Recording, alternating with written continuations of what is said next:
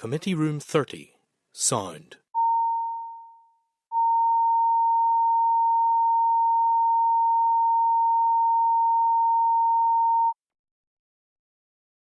Committee Room 30, sound.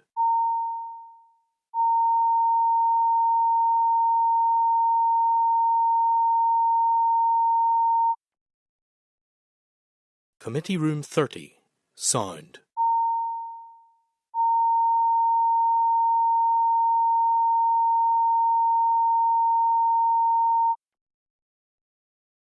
Committee Room 30, sound.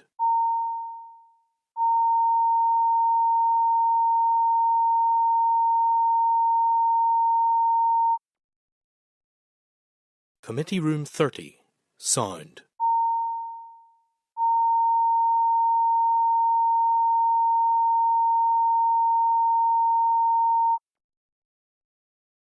Committee Room 30, sound.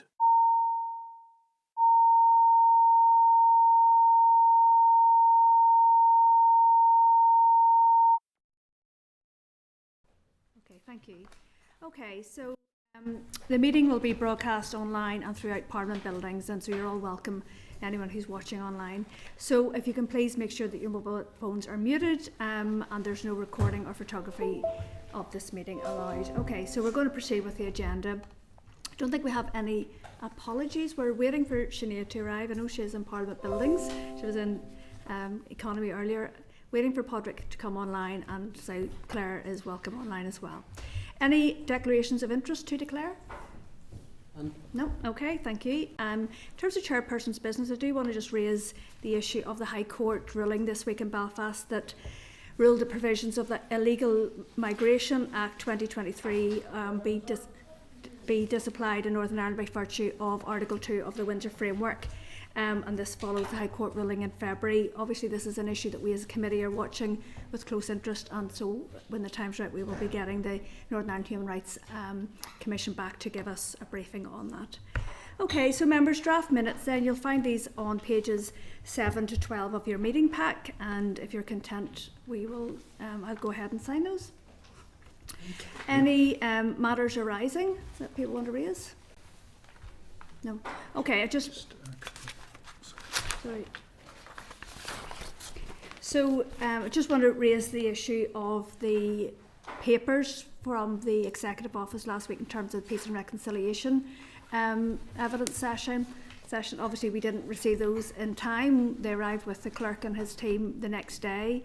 So they are in the committee pack, but I've asked the clerk if in future if this happens that we get them as soon as they receive them, as opposed to us waiting a few days for them to come in the committee pack, because they're a bit almost feel ancient by then. Okay, members, so moving on then. So you're very welcome, Sinead, no problem. So members, we're going to move into our first oral evidence session in terms of ending violence against women and girls. So on page 37 of your pack you'll find the clerk's brief. Page 3 of the table pack you'll find a departmental brief. Page 39 you'll find the ending violence against women and girls strategic framework. Page 95 you'll find the action plan for that, and on page 9 of the table papers you'll find the ending violence against women and girls strategic framework consultation summary report. Okay, so welcome to the meeting. So we have Claire Archibald, who's the director of this directorate within the Executive Office, Geraldine Fee and Rand Somerville. So you're all very welcome today. So again, I think there was some of the papers arrived today, or yes? They came for the tabled pack. They came for the tabled pack, so they're slightly late, but it's an improvement on last week when we didn't receive them at all. So we have got a lot of sessions to get through today, so if you can make your opening remarks as concise as possible, I'd appreciate that. Absolutely. Listen, thank you very much. Claire. First of all, we appreciate you understanding the difficulty with the papers, and we certainly apologise for any inconvenience to the committee. We're very grateful for the invitation to provide you with an update on the Ending Violence Against Women and Girls Strategic Framework. You've had an initial briefing from ministers and Hawks, and I know that many of you are familiar with the draft framework, as we saw during the recent motion in the Assembly. You'll have received the briefing pack, which contains the strategic framework and the consultation summary report. The updated draft versions of these and the draft first year action plan are currently being considered by ministers, and after ministers have considered them, we'll be very glad to provide further briefing to the committee. Today, we want to just give you an opportunity to ask us questions about the development of this piece of work, about the contents of the strategic framework, and about the public consultation. You know that we consulted on a draft foundational action plan. We've engaged with ministers since their return. We've revised a draft first year action plan. You'll recall that the draft strategic framework is a long-term document. It answers the question, what do we here need to do to end violence against women and girls? The draft first year action plan answers the next question, which is, what can we do now to begin to meet these challenges? And that's really, there's two aspects to that. One is, what can we do? What do we have the resource for? And the other is, what do we need to do first? The existence of the framework allows us to build actions over time, allowing us to best deploy available resources to meet strategic goals. It also helps other partners, such as the voluntary community sector, employers and other departments, to know the plan and to align and join up efforts across sectors. We anticipate a launch towards the end of June or start of July. We're aware of the competing pressures on time in our elected institutions. You'll be aware that the draft domestic and sexual abuse strategy is also expected around this time, and we liaise closely with officials to adopt a coordinated approach to those. Just in closing my remarks, the other thing that I would like to say is to pay tribute to our stakeholders, and particularly to the expertise in the voluntary and community sector, and in their role in bringing the voice of lived experience into the process that we've had to date, because that's something which I think has been very much appreciated, and we hope to continue working in fruitful partnership with them. We're happy to take any questions you may have. Okay, thank you. Anyone else at this stage? No? No, that's it. Okay. I think Porrick's having difficulty trying to get in. Okay, thank you, Carol. Thank you. Okay, well, thank you for your briefing papers. And I say we've had an opportunity to go through those. So the consultation process ended on the 3rd of October, and I appreciate that there were a degree to which you would have to go through the responses and the refinements and stuff. We were under the impression that by today we would have been that the executive would have signed off on this, and that's why we actually delayed this session, because we know that members are particularly interested in this. So Can you give me an explanation as to why we're going to be waiting at least another 6 or 7 weeks for this to go to the executive and for sign off? Well, as you know, there are processes which have to be gone through, and this is also dependent on ministers taking other decisions in relation to programme for government and budget. So we have, first of all, we had the draft action plan. When ministers came back, we had to make sure that what we were doing aligned with their views, and to look at those issues. We have also had to keep our network of stakeholders on board, and to try to sequence the briefing committee right around to departments, brokering with departments, and then formally putting it to ministers and then to the executive. So unfortunately those processes take a little bit of time, and I know that everyone is working as hard as they can on it. Thank you. So I think it was the Women's Aid Foundation, and I referenced the £147,000 of core funding that stopped, and I'm sure that there are many other organisations in this space who have had their funding cut or certainly reduced. In the papers around finance, it states that the department made a bid for 1.5 million to deliver this violence against women and girls. So was that successful? How is that going to be allocated? When? And what discussions are you having with other departments in terms of pulling resources, with particular reference to the Department of Health, so that the, as you've just referenced, the very valuable community and voluntary sector partners can be resourced to deliver on this? So decisions on funding are with ministers at the moment, and we hope to have an opportunity to brief you on that shortly. But we are operating in a very, very difficult budgetary situation. We're speaking to officials in other departments. We have we know that the impacts are being felt in the voluntary and community sector, and looking at how to maximise the effectiveness of the work that is going on across departments is something that's part of our discussions at the minute, which we hope to be able to brief you on in due course. Okay, so but obviously we're a good bit even already into this financial year, and there's a lot of good services that are potentially going to have to close that fed into the consultation. So I'll leave that there, but I would appreciate an update as soon as possible in terms of that 1.5 Absolutely. 0.5 million. Okay, so two more quick questions then. So in terms of the engagement process, so and the Junior Minister was not able to answer this in the Chamber during the week, to what degree did you engage with sex workers, trans women, and particular interest to me in my constituency in South Belfast, students, marginalised, vulnerable groups who are usually particularly targeted for abuse?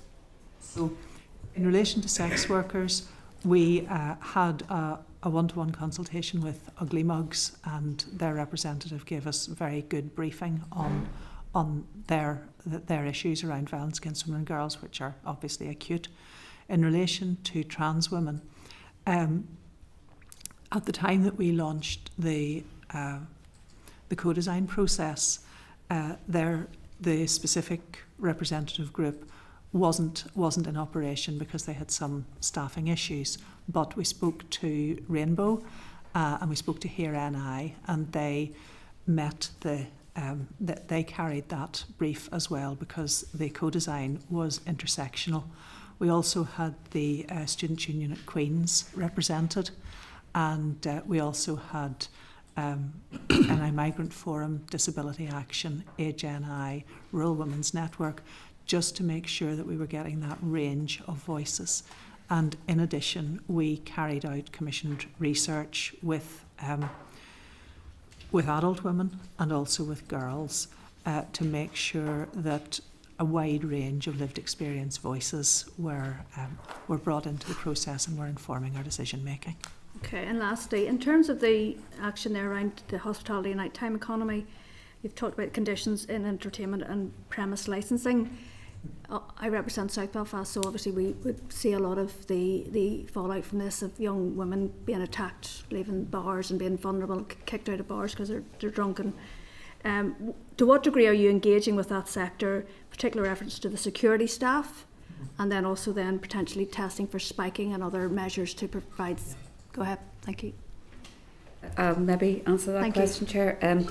We have, as proposed in the action plan, sort of gathered together key stakeholders around the issue. And we were approached our early days by Hospitality Ulster, who were launching a Women's Night Safety Charter. And they wanted to look at how we could, I suppose, give that initiative more leverage, and to look at how we could strategically consider the issues. So we've gathered together a loose group at this stage, involving Hospitality Ulster, the Security Industry Authority, the Youth Work Alliance, TransLink, trying to remember them all off the top of my head, but a broad range, and the PSNI. And basically what we're trying to do is to grow this organically, and to grow, look at all the initiatives which are currently there, identify any gaps, consider what can be done in collaboration to address those gaps, and then I suppose look as to whether there are any wider policy gaps emerging. But that's information at the moment. We also had some early consultations as part of the process of engagement leading to co-design with some musicians involved in the entertainment industry and the OES Centre, because we're alert to the particular challenges that there can be for female performers as well. So we're trying to cover all bases, but it's early days.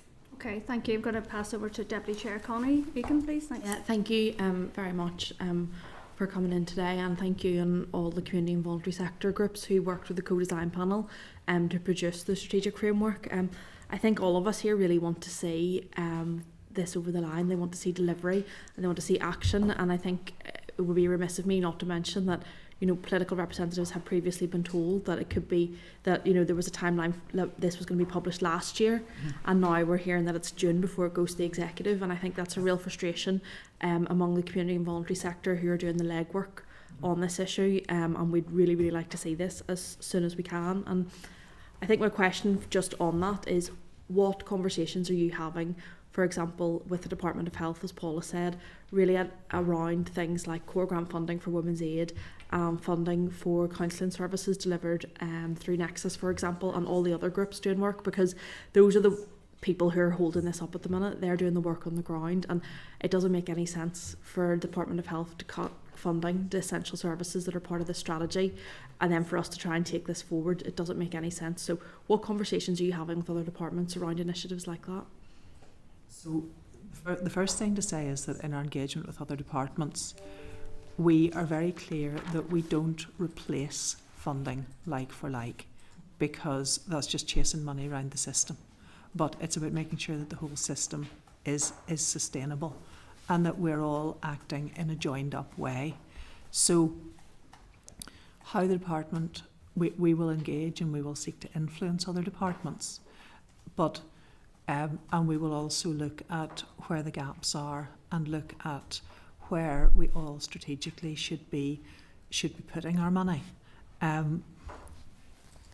think that it is a very difficult budgetary situation that we all find ourselves in, and looking at the straits that the voluntary and community sector find themselves in, that's something that we are very, very aware of, and are doing our best with. So I hope that, as I say, once ministers have made budget decisions and once ministers have decided on the contents of the action plan, you'll be able to see the concrete outworkings of that much more clearly. Another question.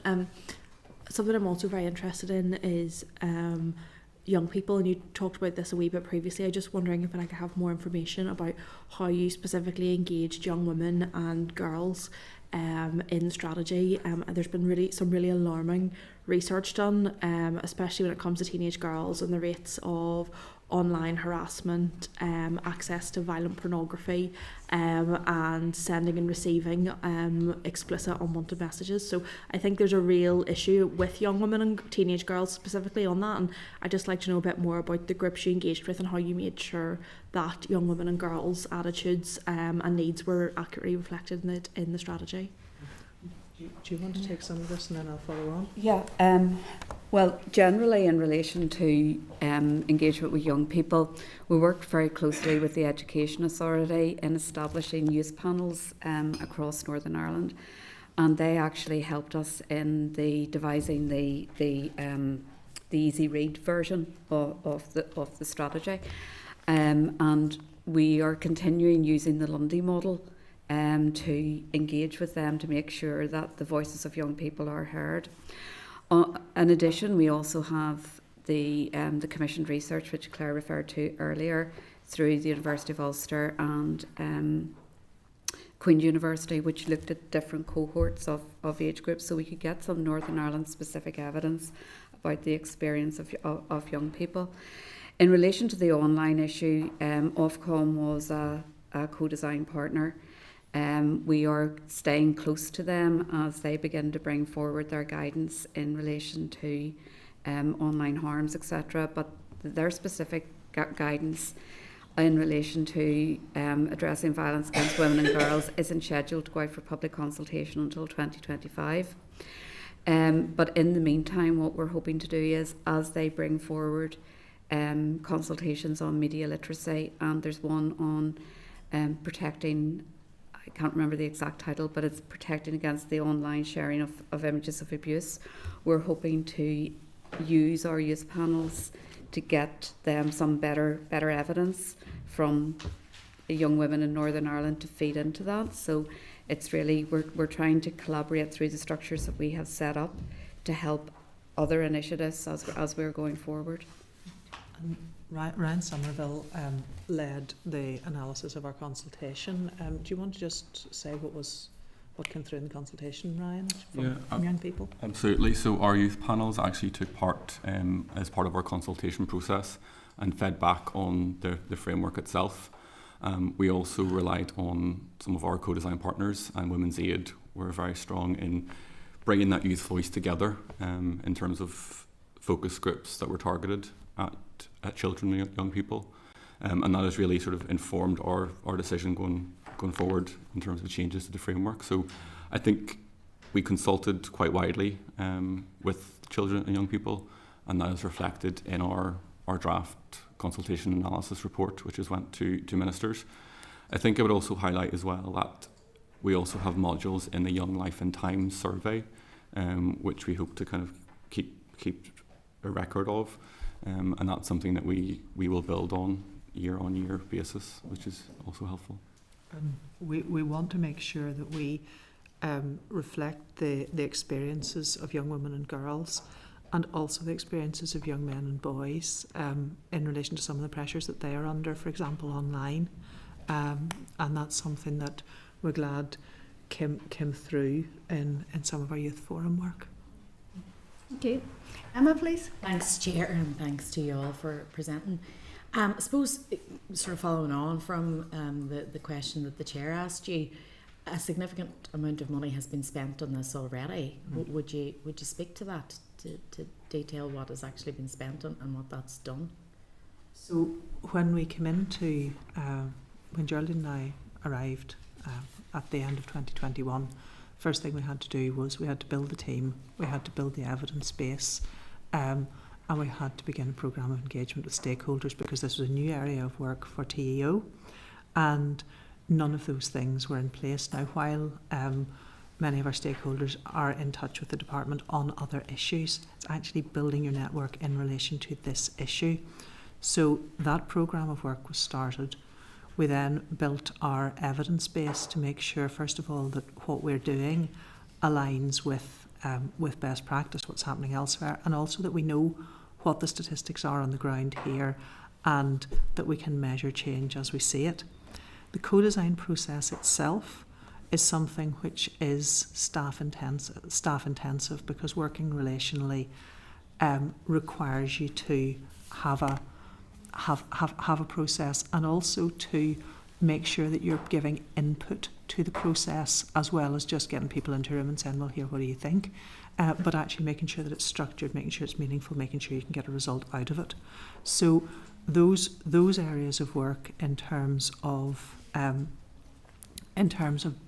building the stakeholder environment and really listening to people and engaging with people. Secondly, getting your research base and getting your evaluation in place. And thirdly, then the co-design process, as well as obviously your business cases, your government processes, your machinery of government. Those are all things which have had to be done and which require staff to do them. In addition to that, research has been commissioned out to the universities, and we hope, got a quality product. The department chose to invest in a senior team to deliver a quality product, and we hope that we've done that. Chair, if I can, so what figure then are you talking about in terms of what's been spent thus far? So in terms of what's been spent thus far, in the first year I think it was 395,000. I can get you those precise figures. In the second and third years it was around 1.2 million. Okay. And that includes staffing and administrative costs. Yeah, no, if I'm okay, it's just, I suppose I take on board what you say around the necessity of research, and in order to deal with a product you have to really understand, or problem, sorry, you have to really understand what the scale of it is. But yeah. I would be slightly alarmed that much has been spent without any action to address the issue, given that, I mean, the statistics of women murdered across the north should really tell us what the scale of the problem is.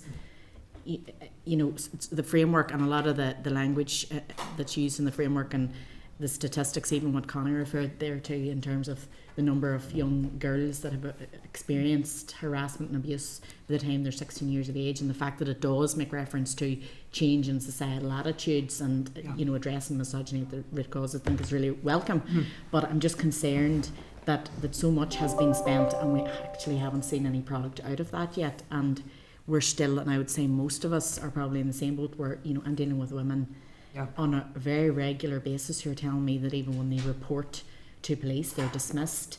That trying to get any resolution or any result in terms of the abuse that they experience is so frustrating and so completely just not happening that they're giving up.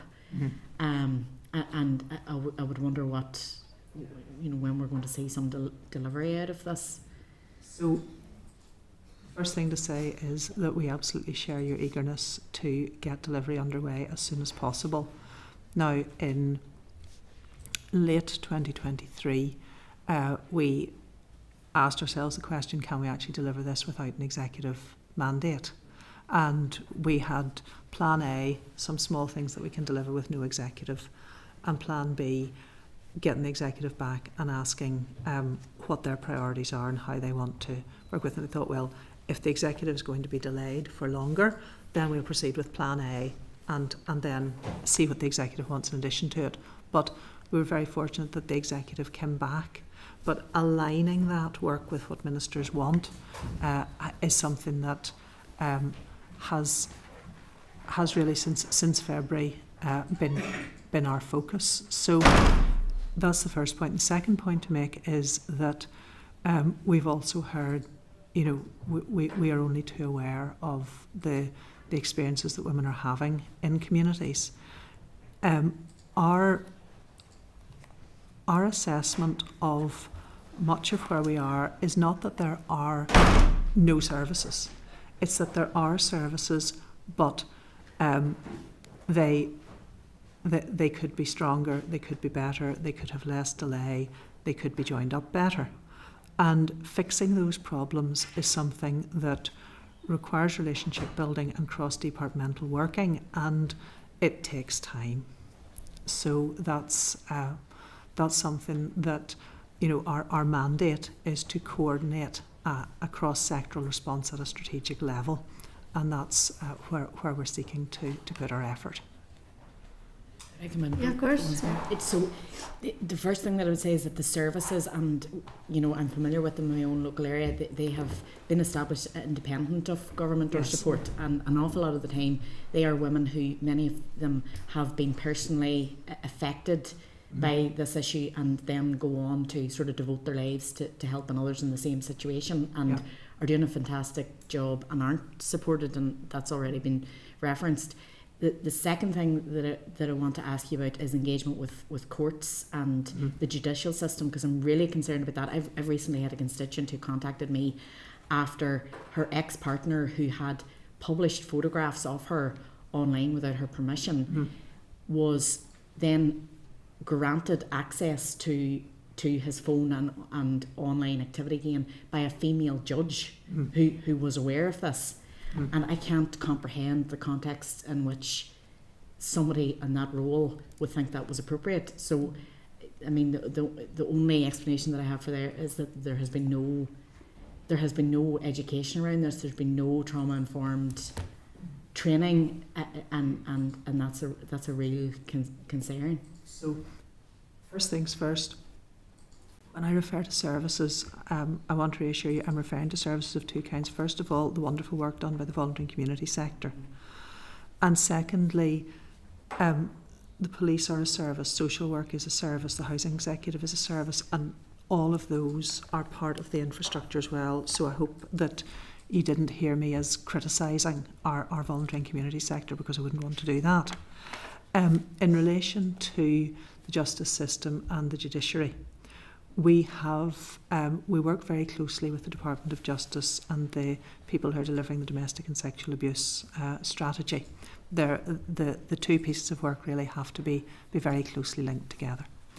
The second thing is that we have engaged with the legal profession. We have engaged with the prosecution service, and we are aware that government can't tell the judiciary what to do, but we have worked to engage with them, and to, as part of our cross-sectoral working, our strapline has been there's something everyone can do, and I think for the judiciary that's something that they are very aware of. In 2022 we ran a conference on trauma-informed legal practice which over 200 solicitors attended up at Queen's University, and the Lady Chief Justice gave that her support and spoke at the conference. I think that starts conversations within the legal profession about training and about how they deal with those. But I would want to be very clear that as a civil servant, it's not for me to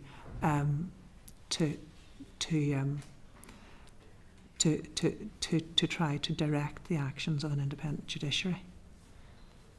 We'll move on. Thanks, Thank you. Sorry, there's a lot to get through. Carol, please. Thank you for coming in front of the committee. So in terms of co-design partners, I just looked through them again there, and it's not any slight on some of those partners, but, and when you say but, there's obviously something coming. That's all right. I just find the lack of working class voices here alarming. I really do. I just find it's the same sort of statutory partners that are involved in a lot of this stuff. I know that in my constituency in North Belfast and COVID, a lot of these people weren't on the ground. Right. And when you say co-design partners, I think we would see our partners as there's the statutory sector, and then there's the voluntary sector, who were a very vocal and it's the helpful community presence. sector, it's all the big voluntary groups. Yeah. And that's a criticism I have, Claire. Okay. Because to be frank, when COVID was on in force, a lot of these people were trapped in their homes and couldn't get out. And when they did try to access services, it was by appointment only. Yeah. And it was women with lived experience and who have young girls who went through violence, and youth workers and women's centres and very few of the people that's on this were about. Yeah. And it's not to say they weren't working, because I know they were. Yeah. I know they were. But my issue in this is that it's always working class voices that are the afterthought. It's the big voluntary groups rather than the small community sector, not the small groups, the groups within the community sector who have the smallest budgets. And I just think if we're going to do something so fundamental, the days of including working class people as an afterthought need to stop. So I'm saying that respectfully. I think the other thing is that it's not to say the co-design partners aren't saying what everybody else is going to say. I'm not saying that for 1 minute. But even talking to some of the youth leaders, and when they were talking about, for example, I met them recently and they were asking about things like Programme for Government, and they're asking about what is happening in terms of education and awareness. So it's around sexuality, balance, sexual health, drugs, drug awareness, all the issues that impact them. And can I just say as well that in my own personal experience, but also my experience as being an elected rep, it's the statutory bodies who aren't joined up. I seen that through neighbourhood renewal. The statutory bodies didn't come to the table, and when they did, they came to the table. And I just want to say that I believe the equality of relationship and the equality with relationships, there's a massive imbalance there. And those voices in the middle and on the ground and should be empowered through a really brilliant opportunity like this have yet again been lost. So when I asked in preparation, do you know about the end balance against women and girls framework? No, I don't know nothing about it. Yeah. Do you know anything about the domestic and sexual violence strategy? Nothing about it. Yeah. But yet all these kids have lived experience. Okay? So the connection here is poverty, poor health, violence in home, violence outside the home, drugs misuse. And I can't see any of these kids or those women in any of that. So it is a criticism, and I say it, I'm coming from a good place, but I'm coming from a place of being here from 2007 and I'm completely frustrated. Yeah. I just feel, here we go again. So, So I'm sorry to hear of your disappointment. not me, Claire. That's all right.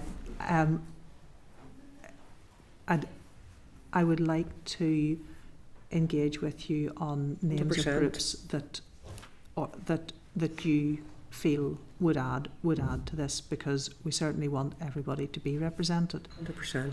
Now, in our work, certainly, I heard a small number, yes, but a number of working class voices in the room in co-design, and I also was grateful to some of the voluntary sector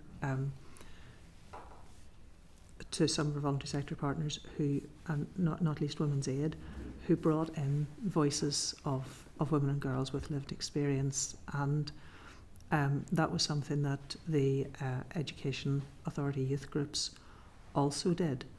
Now, we also engaged one-to-one with groups which work in some of the particularly vulnerable communities in Belfast.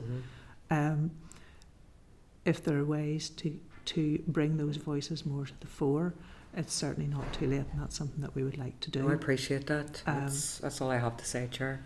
In relation to education, yes, it's absolutely key. The strategic framework makes it clear that it is key. The policy areas are in the responsibility of several ministers, including the Department for Education, and we're working with officials in those departments to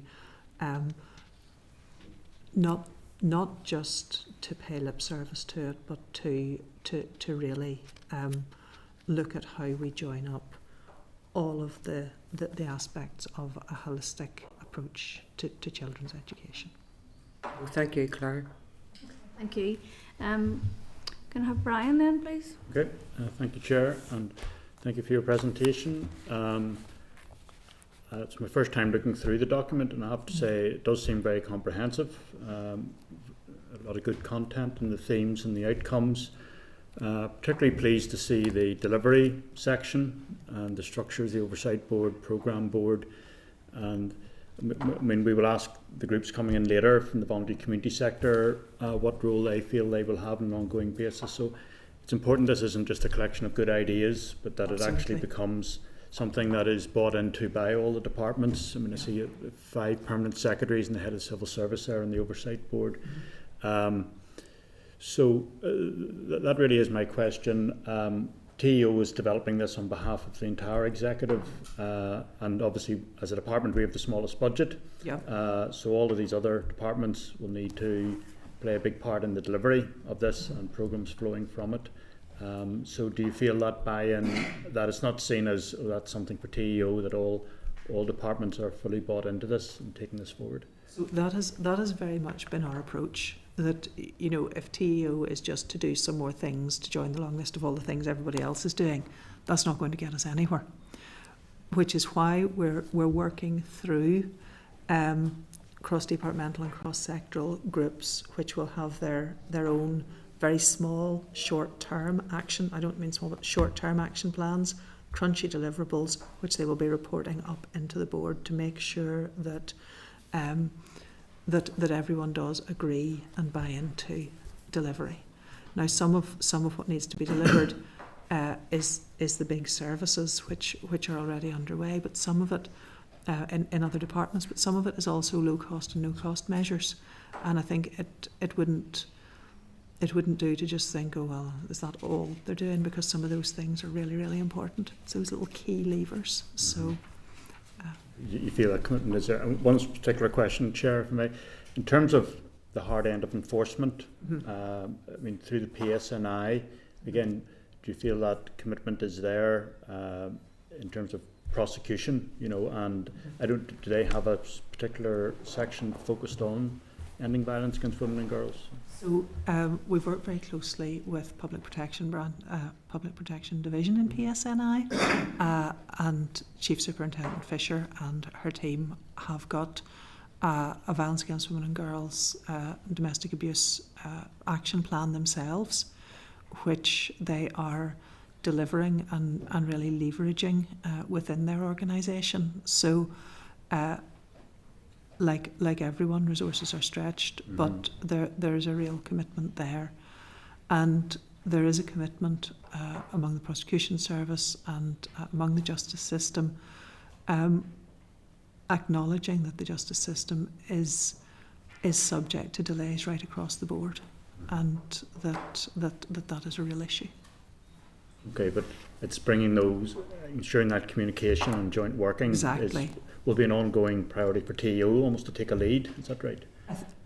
I think when we look at there's our work, there's the domestic and sexual abuse strategy, there's the police action plan, there's a PPS action plan, and there are areas of joint working. For example, there's a public information campaign coming up in the next few months called Power to Change, which the police are leading.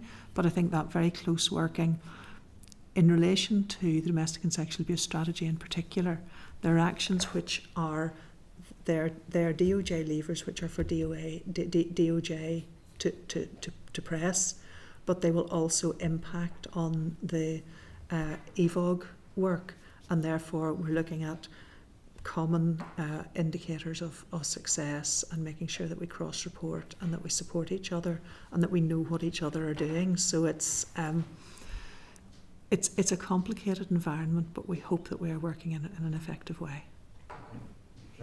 Sinead? Okay, thank you, Chair, and thank you for the work that you've done to date. And it has been quite intensive work when you were starting at base. However, there's real expectations on action and delivery at this juncture. We've all said prior to the institutions coming back that it was a priority, and so we need to see that happening. Two very short questions, I suppose, about the framework itself. You talked about the lack of statistics and the collection of data. What are your priorities in relation to collecting robust data going forward that will inform the actions and the delivery on the ground? So if you can talk to that, and also about just on the framework as well, about the international context. So where do you think that this framework now sits in that overall international context of the delivery? So in relation to the first question, Ryan will keep me right on statistics. There are two things that you need to measure at a high level. One is attitudes, and the second is prevalence. We know that in Dublin there is a big prevalence study ongoing at the minute. We are waiting to see the outcome of that, because it's a very difficult thing to measure. We know that other countries, for example Australia, stick with the police statistics because we know that there is massive underreporting, but at least it's a number that you can see going up and down. And so we have justice system statistics. There are some health system statistics, but they are not comprehensively reported, and that's something that we're talking to the Department of Health about. The important thing is that you don't make collecting statistics a project in and of itself that stops people actually doing their jobs, but that you get the data that you can get and that you maximise the use of it. We know that there are other one-off pieces of research or periodic pieces of research which we've been able to tap into, like with the what does ETI stand for, Geraldine? Education Training Inspectorate. Yes, the Education Inspectorate, and we have helped them to craft some questions in their schools survey.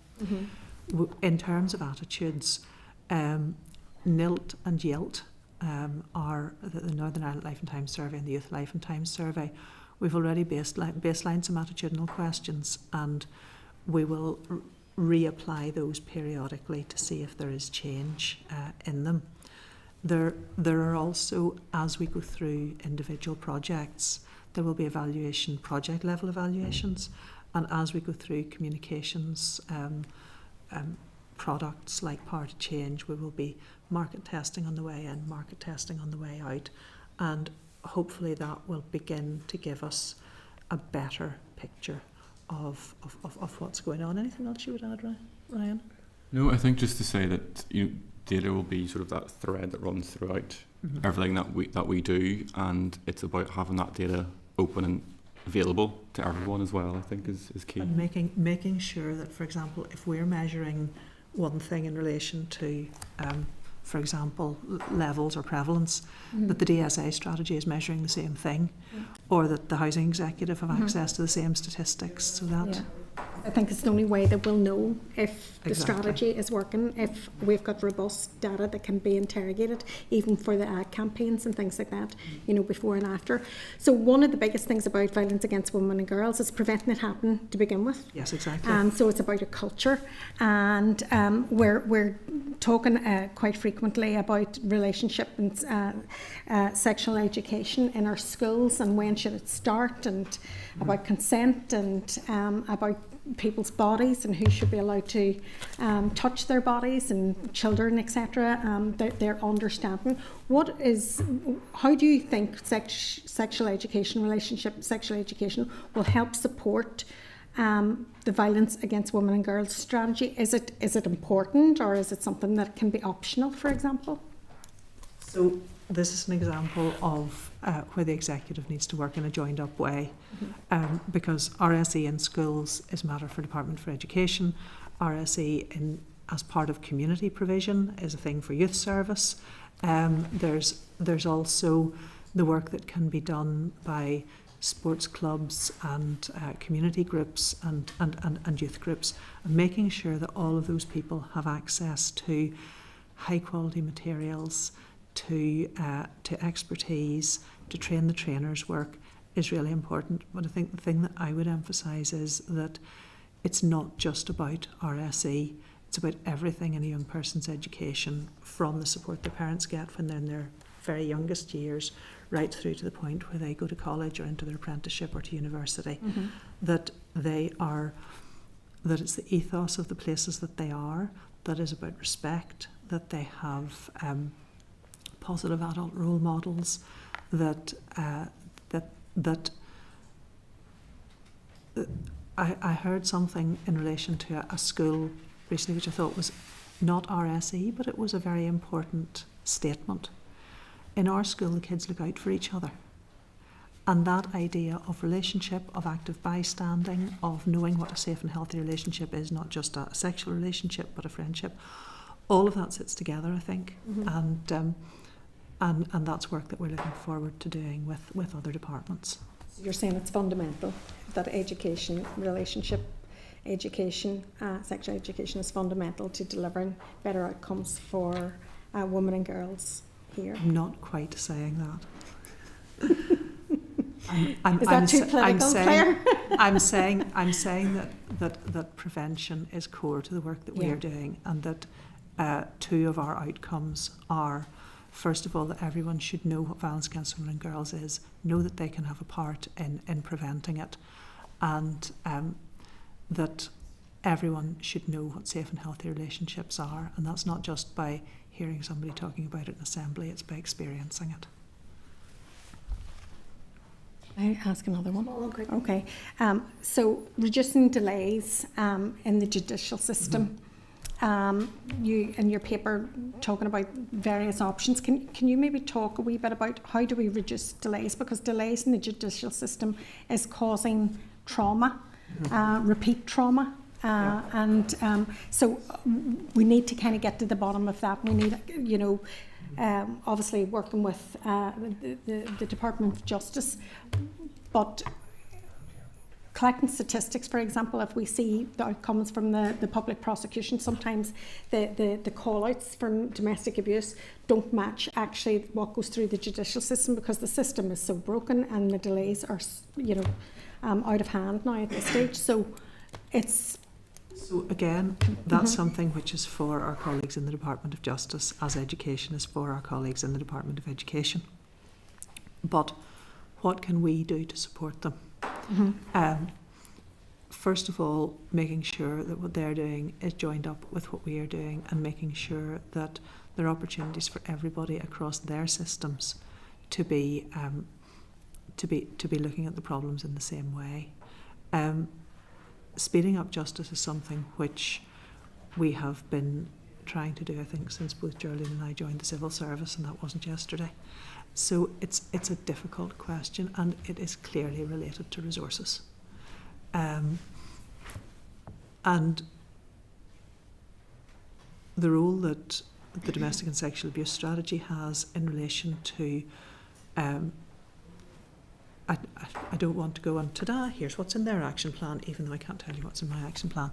But the sorts of things that will work are, first of all, yes, if there was a, you know, if the budget fairy were to descend into the room and tell us that we could have all the money in the world, then you could put loads and loads of money into hearing all the cases at once, and you could open another prison for the loads and loads of prisoners who would need to be sentenced.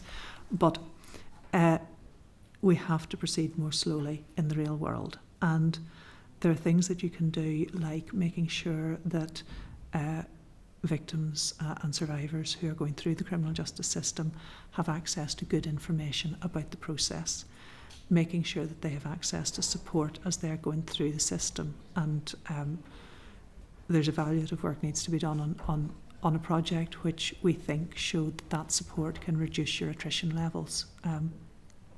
So looking things like jury education, looking at those small things which you can do as you try to tackle the bigger issue, and know that the justice sector, that we are engaging with them constantly to see what can be done on the bigger question as well. I'm going to move on. Harry, please. Okay. Thank you very much, Chair.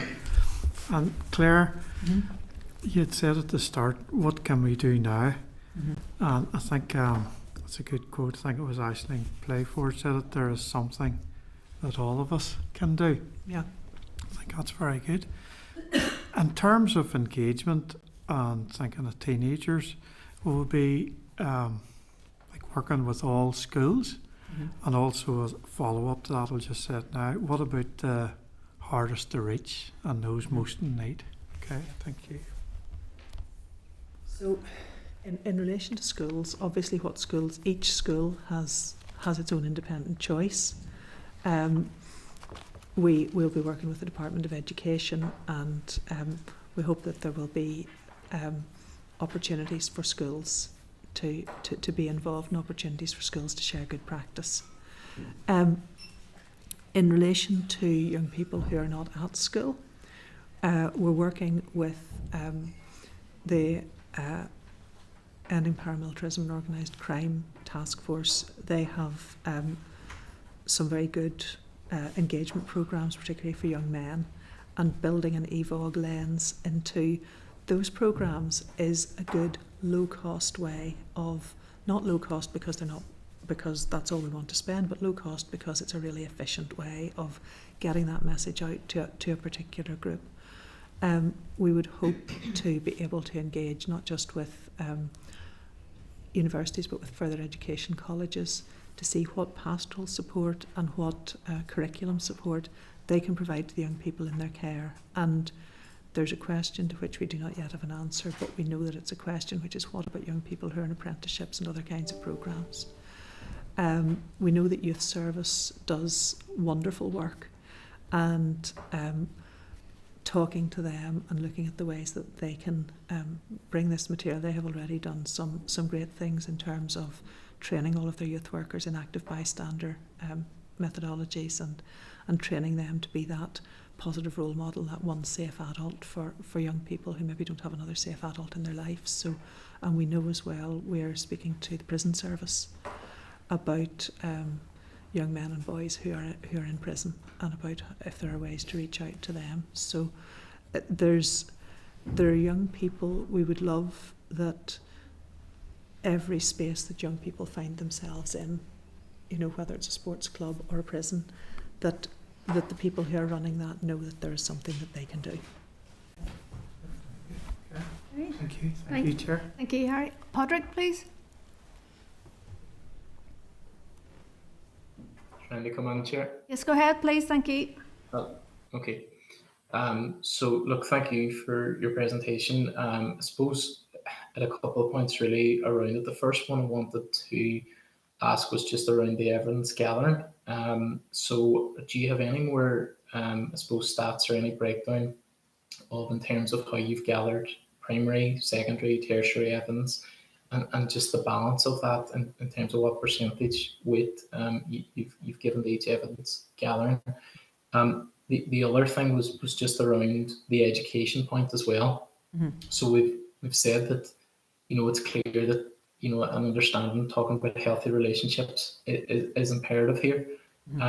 So I suppose on the one hand, how can we say that, but say that education isn't an imperative part of that? It's kind of to build on the point that Sinead was making, I suppose, just around that. I just don't see how we can say that we need to be informing people about healthy relationships, having that, you know, having that conversation, and also simultaneously that education isn't a vital part of that. So I was just wondering if you could shed any more light on that. In relation to education, I'm not saying that education is unimportant. I'm saying that it's not my decision. That we will be happy to influence and to work with as many departments as have a footprint in this space, and we look forward to doing that, because there is, as Harry says, something that everyone can do. In relation to evidence, so different types of evidence that we have gathered. First of all, there is the lived experience of people who we have spoken to and had meetings with.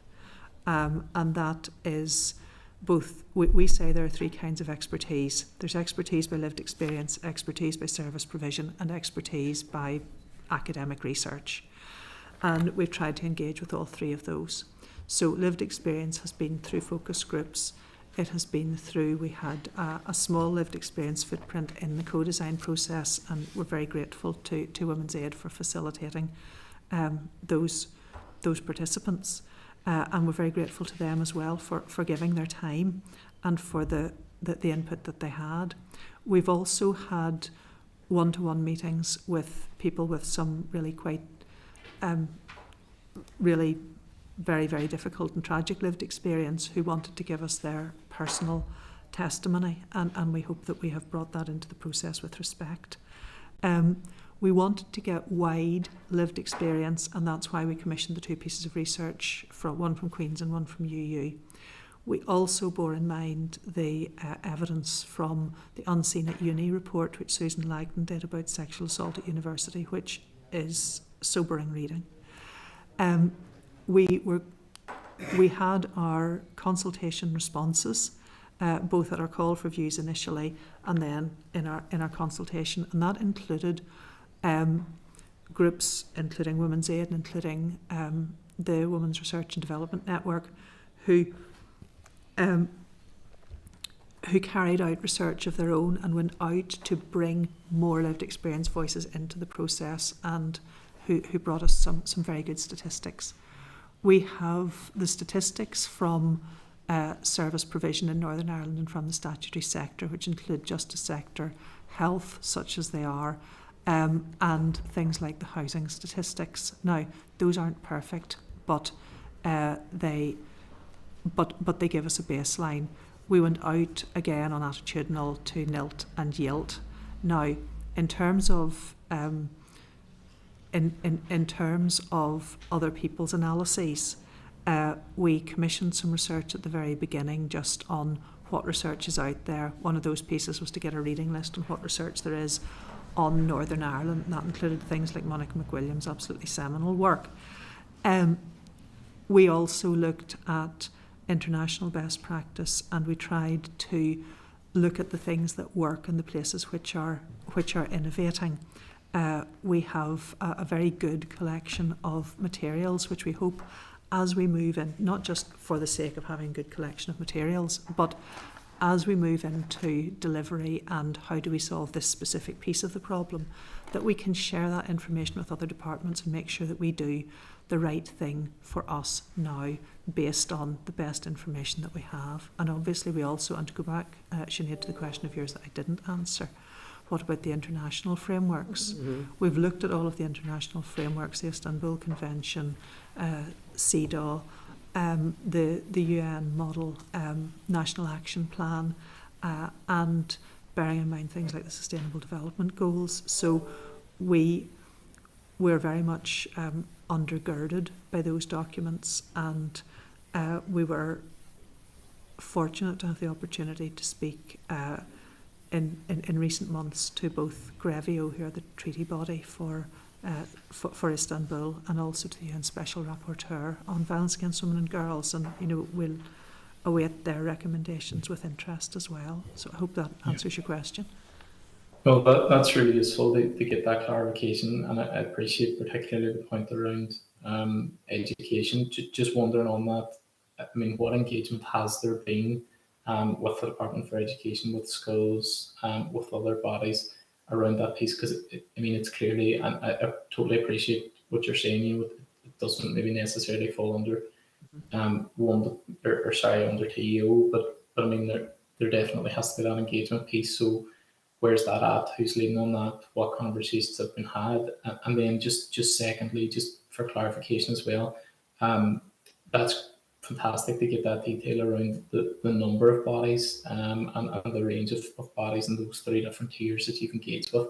I'm just wondering, proportionally, I mean, was there any, are they weighted in any particular way, just in terms of that data? Like, is there an even breakdown of how much evidence has been taken from primary, secondary, and so on, or what's the breakdown in terms of that?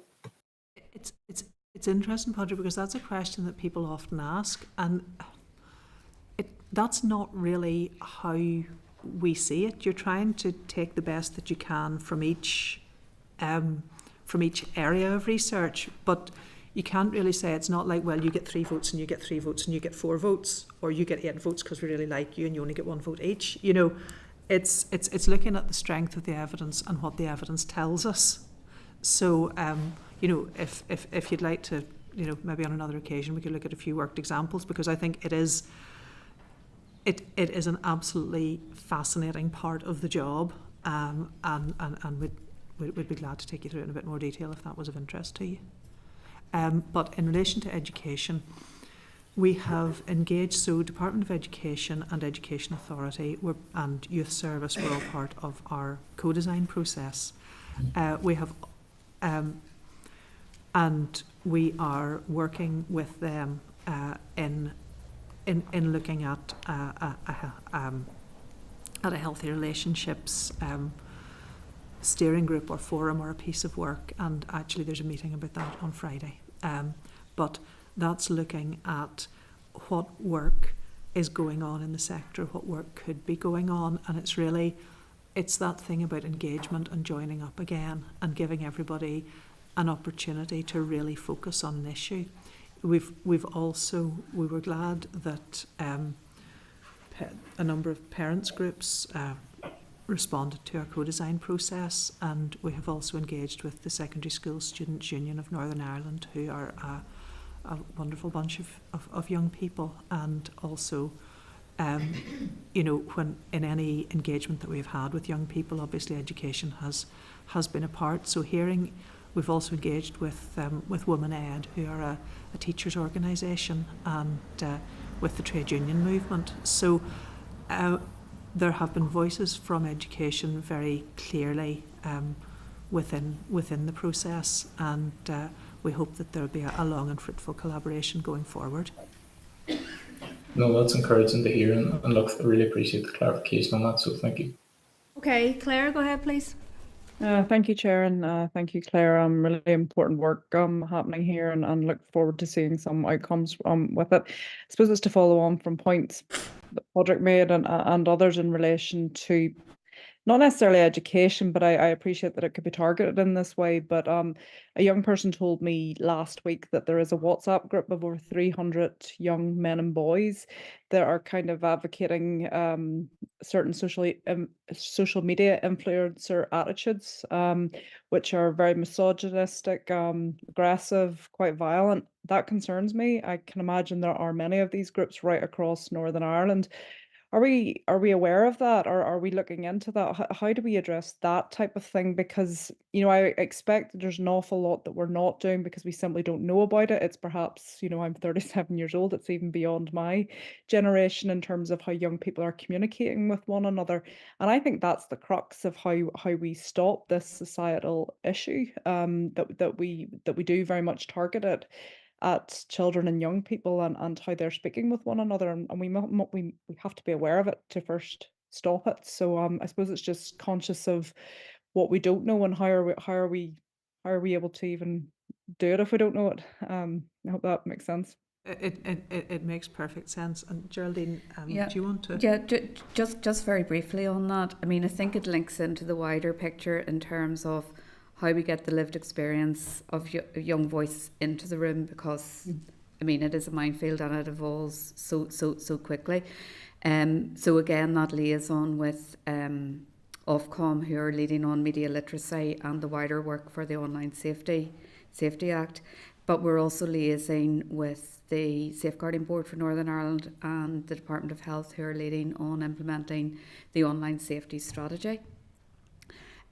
I wouldn't underestimate the scale of that challenge, because it is evolving, but we're very, very alert to the influence of social media and particular views which are being put forward, and that's why it needs to go sort of much wider than just sort of relationship and sexuality education, into the whole school ethos. That whole, what do parents know? How can parents tackle this? Because some of the attitudes which are coming forward now, you know, they're quite different with to those that I would have experienced when I was a teenager, and in some ways they're more threatening, and we need to get to that at the right point. But again, education, but joining it up within the system where you're looking at online access. Yeah. No, very, very much so, because this was a 16-year-old girl telling me this, and she was quite frightened by it, and she wasn't the only one. And I do think this is a minefield that we just haven't got a grip on or grasp on. And you know, I think it's important too that you are talking to teachers in particular, because they are aware of it. To be honest, they don't necessarily feel supported in addressing it because it's somewhat happening outside of the boundaries of the school hours, and you know, even it's not, you know, it's virtual, so it's not even within the school grounds. But I do think this is where this new aggression is coming from, and you know, if we're genuinely wanting to tackle violence against women and girls, I think this is where we need to start. But it is difficult, as you say. You know, it's very difficult, and I think, you know, a number of vignettes from our work. The Yield survey told us that about half of 16-year-old girls had received an unwanted sexual image on their phone. And when we tested that out with our youth panels, they all laughed and said, "No, it's everybody, miss." Yeah. And, you know, we know that teachers are getting young men saying to them, you know, repeating back some of this misogynist content to their teacher and not respecting their female teachers. And we also know that the levels of harmful sexual behaviour, which is sexual assaults by one young person on another who are below the age of criminal responsibility, that those are those account for a really very large number of reported incidents at the minute, and all of that is extremely concerning. Yeah, and I think the point has to be made too about the fact that they will end up with a criminal record. Sorry, Claire. Thank you. I'm actually going to move on because we've got 2 more sessions today. So thank you very much to our panel. We really appreciate that, really appreciate the papers, and we look forward to an update in late June. Okay, members, thank you so much. So we're going to move on quickly then to our next session with stakeholder groups. So you'll find the clerk's brief, page 98. Page 100, you'll find the submission statement from Women's Aid. Page 114, you'll find the submission from Women's Aid for the consultation on the strategic framework. Page 215, we'll find Women's Aid call for views. Page 274, Women's Aid survival engagement response. Page 303, Women's Aid children and young people's views heart. And then on the table pack, you'll find the briefing paper from the NSPCC.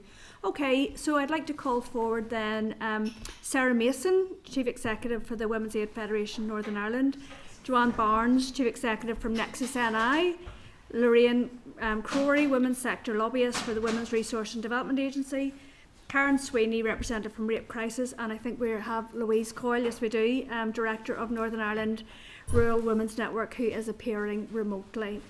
So thank you so much to you all. Are we missing something? Karen's on the way. Okay, that's okay. Good job. Okay, ladies.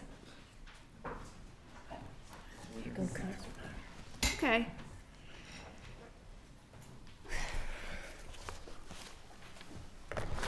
So I'm not sure whether you all want to talk maybe for a few minutes each, and okay, maybe start this end. Karen, do you want to start? Yes, I just wanted to give you an overview of Rape Crisis Service for Northern Ireland. Can you give it in the context of this strategy? Yes, I think what we've done, it's very small, it's a new service. It hasn't been in existence very long, but what we've been able to do is we evaluate every one of our survivors, and we take that information, and we've also the backbone of the service is also our volunteer support workers. So we would have regular meetings and take their views of what's been happening and what they're hearing is happening out, in the wider society. And I suppose as well as that, as I said, I'm actually the Director of Women's Support Network, so as well as supporting the Rape Crisis Service within that, we also advocate for the women's centres, and I know you're going to hear from them, so we would have a lot of contact with women on the ground. As part of the Women's Regional Consortium, all our consultations that we respond to, we would actually hold focus groups in the women's centres, so we're getting those direct voices, the lived experience from women on the ground. Okay, thank you. Sarah, go ahead. Yeah, sure. Thank you for giving us the opportunity to talk about this. We've spent the last few years working diligently on it, and I would say the lived experience was one of the major areas that Women's Aid was determined to ensure they were included. So 91 women were involved in the initial calls for views, and nearly 70 children. When the draft consultation came out, that's the heart. Mm-hmm. That is young people. And what I want to say is when we're talking about engaging with young people, because when we called for an Advance Against Women and Girls strategy here, because we were the only part of this island, the UK, and a good part of Europe that didn't have one, it was because the language doesn't exist in Northern Ireland. They don't talk about VOG organisations. If you look at borough councils across the rest of the UK, the amount of money that is VOG money, where people are working together to do this work. We have the evidence, unfortunately, in Northern Ireland, and it's not a very good record of the number of women that have been murdered. Police are attending a domestic violence incident every 16 minutes, and Women's Aid have over 7,000 women in their services and nearly 7,000 children. So we know what the extent of the problem is.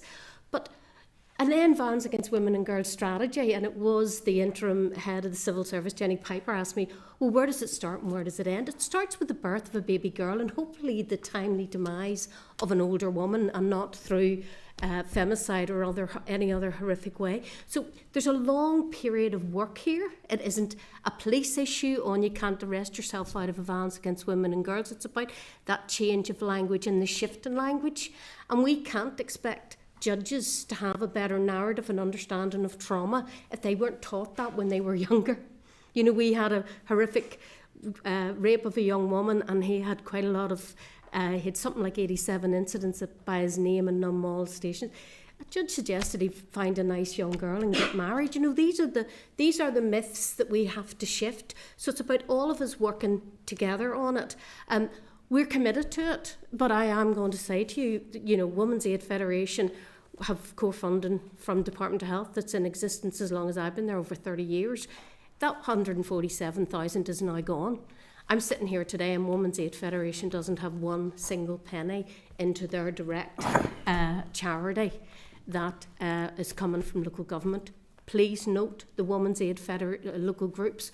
Their funding is under Department for Communities and Housing and Services, so the direct services aren't at risk. Although, if you want my ear, they need a very big uplift for the work they're doing, because if there is delays and waiting lists, and we were there during COVID, and I agree with you, Carol, we were open and we were available and we went through major hoops so people could access it. So you need to be where this strategy impacts on people. There was 18 young people did this, right, that we worked with during the summer, all in our services, so they'd already been affected. Those young people are not going to be the young people that put their hand up in the classroom if you're looking for a youth assembly to volunteer, because they needed that safe space to be able to share their opinions on where we are. So there's, I just have concerns that we totally support it. I think the implementation plan is excellent. It's aspirational, and I don't want money to be the thing that says Northern Ireland can't afford an Advance Against Women and Girls strategy. We're committed to it, but I think we have to acknowledge that if health pull in our money and there's money for a strategy that we have totally helped write and called for, that we should at least be funded by local government to be able to help take it forward. Okay, thank you. Elaine, go ahead. Thank you. So I work for the Women's Resource and Development Agency, which I know is a big mouthful. Just WRDA will do. We've been going for 40 years and we don't do service delivery. It's really around education, training, awareness, that kind of things. And we have a project called Raise Your Voice that we share with Nerwin, I believe, and Nerwin, Women's Support Network and others, and policy work. So my role is really about taking the voice of women at grassroots and bringing them to decision makers on just about every issue, and specifically, and an awful lot of my work in recent years has been around violence against women and girls. In preparation for when we were calling back at the time when Women's Aid had their petition and so forth, we were preparing for this kind of work. We did some research. We did research with over 1,000 women on their experience of the scale and prevalence of violence against women and girls. That's what Claire alluded to earlier. We did a smaller piece of research last year on their experiences with the criminal justice system. And we've also done a smaller piece of research around stalking back at the time when the Minister was beginning to look at bringing in that legislation, but it wasn't in yet. And we do those things, particularly when there isn't, that was the first piece of stalking research that was done only in Northern Ireland. UK-wide experiences are not quite the same. Rarely are our voices reflected in the numbers, and also there's something unique about our experience here, for example, paramilitarism and so forth, that comes true in our research. It doesn't come true in UK-wide research. We work really closely with other organisations, all of the other organisations here and beyond, far beyond, and that's part of my role as well, as coordinating that kind of lobbying towards decision makers as much as we can. On this strategy, really being part of that co-design process was like no other co-design process I've ever been a part of. It was different because it was genuine co-design. The really positive things were the gendered approach specifically that was taken, and also intersectional approach, the use of the pillars of the Istanbul Convention, the focus on prevention, and the fact that it's designed not to usurp or get in the way of other strategies that exist, like the domestic and sexual abuse strategy, for example, but to complement it and to work alongside it and to pick up all those areas that aren't covered by any other strategies at the moment, and to just take a step back towards prevention. The concerns, I know I'm echoing Sarah here a little bit, funding would be top of the list. There is no point in a strategy that doesn't have funding attached. It's just an essay. If it doesn't have funding attached, the work won't be done. There's a lot of will, there's a lot of hard work, but people are already stretched to the absolute limit, and like Women's Aid and many, many other organisations, including my own, have lost that core grant, and it does have an impact on service provision, even if you wish it didn't. Political will is another one.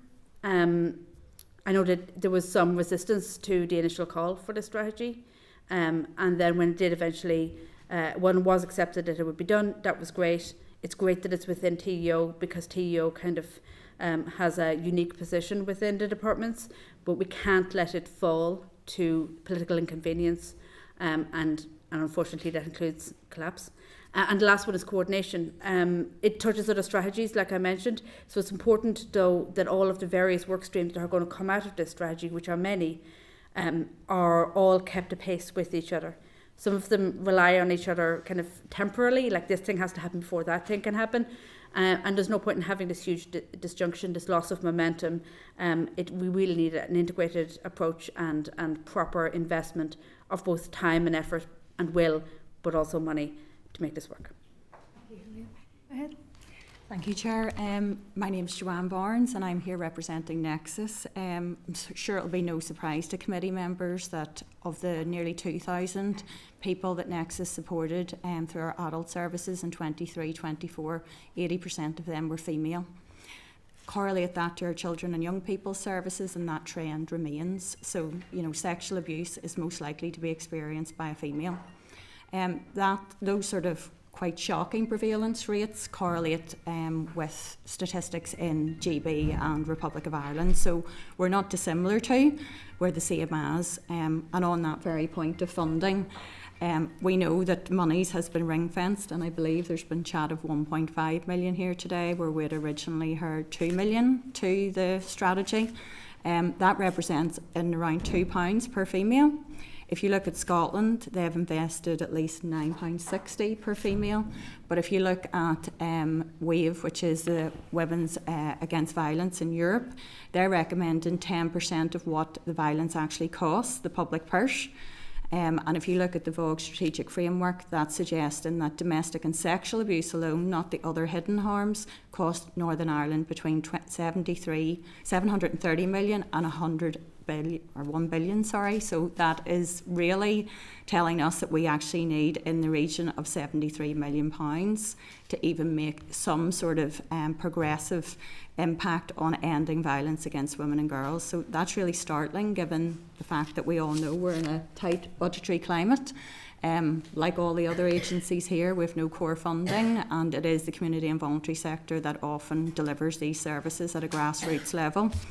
For that, I just want to leave you with a little statement from a client, a service user of Nexus, in terms of what does the value of our services bring. My kids can't believe the change in their mum. The joy and the love that I now have with my daughter is unbelievable. The appreciation she shows me because I showed her where she could get help. She took courage from what I did in her own time. We've seen each other's pain, but we are there for each other, and the feeling of knowing that someone is there, whether in counselling or in the group sessions or at home, has brought me to a place of contentment, happiness and peace. I had it in my head for years, and I used to pray that God would never give me a daughter because of the fear of what happened to me. I entered therapy with anxiety, thinking this isn't going to work either. 6 months later, I am looking at my abuse from the other side. I never in a million years thought that was possible. Thank you. You saved me and the little girl within me. Okay, Louise, please. Good afternoon, everybody, and thank you for the invitation to come and speak to you today.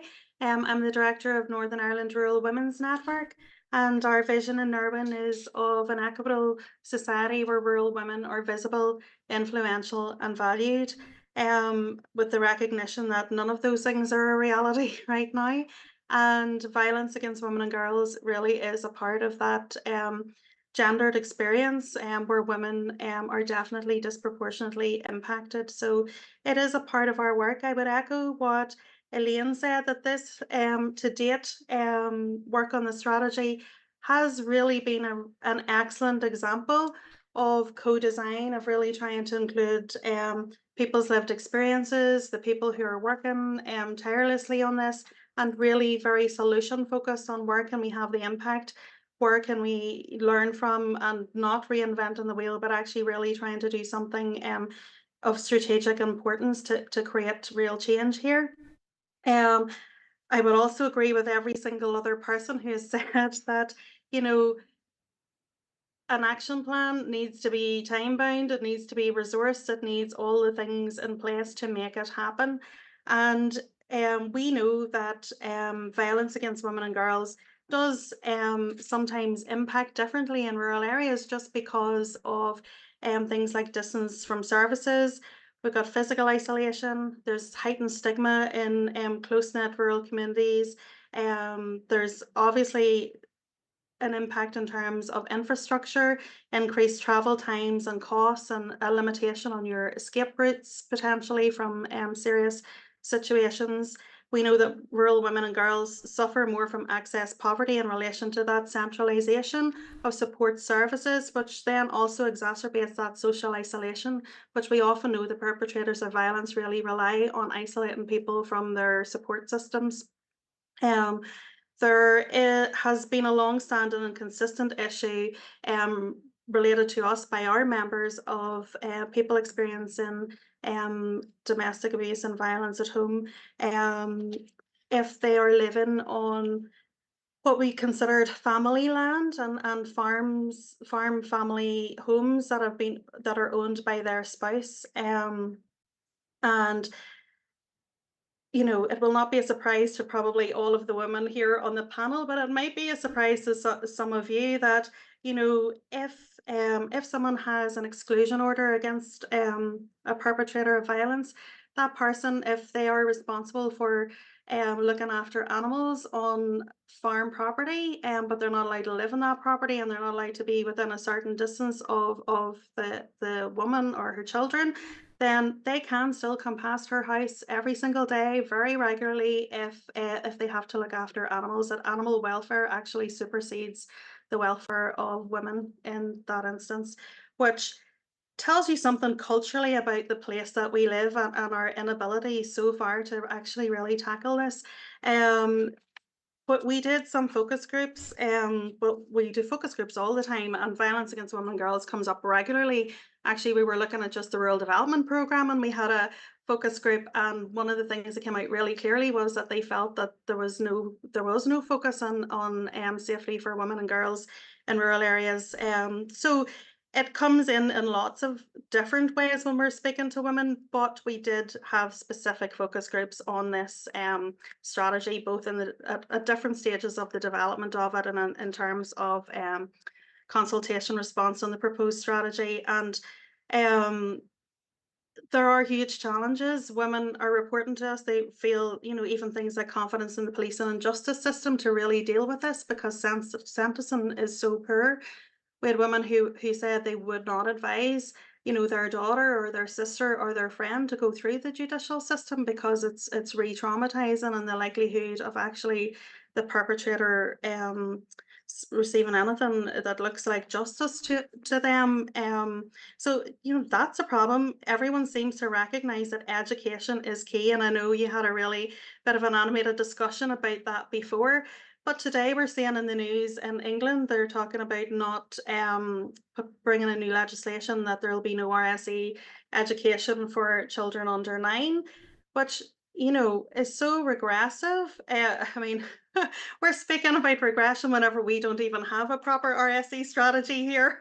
But you know, to see places that do have it actually regressing is really worrying in the kind of climate that we're in, that people fear education when we know that that will be age appropriate education. No one's talking to under 9s about things that they, you know, but it is about your bodily autonomy and what's safe and what's respectful in terms of relationships. You know, very little of it is actually about the mechanics of sex. Most of the relationship and sex education is actually about respectful relationships and keeping yourself safe and what is inappropriate for other people in terms of their behaviour towards you. Louise, sorry, could you bring your initial comments to a close because we need to get round to questions. Thanks. Yeah.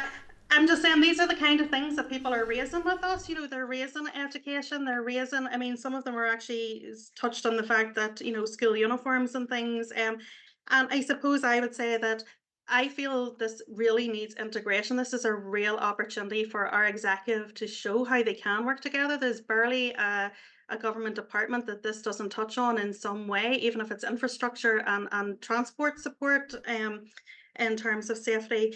And I would also say that Louise, you do... Sorry, Louise, we need to move on. We need to move to questions now. We'll come back to you. We'll come back to you in the questions. Okay, thank you. Fine, that's grand. Thank you.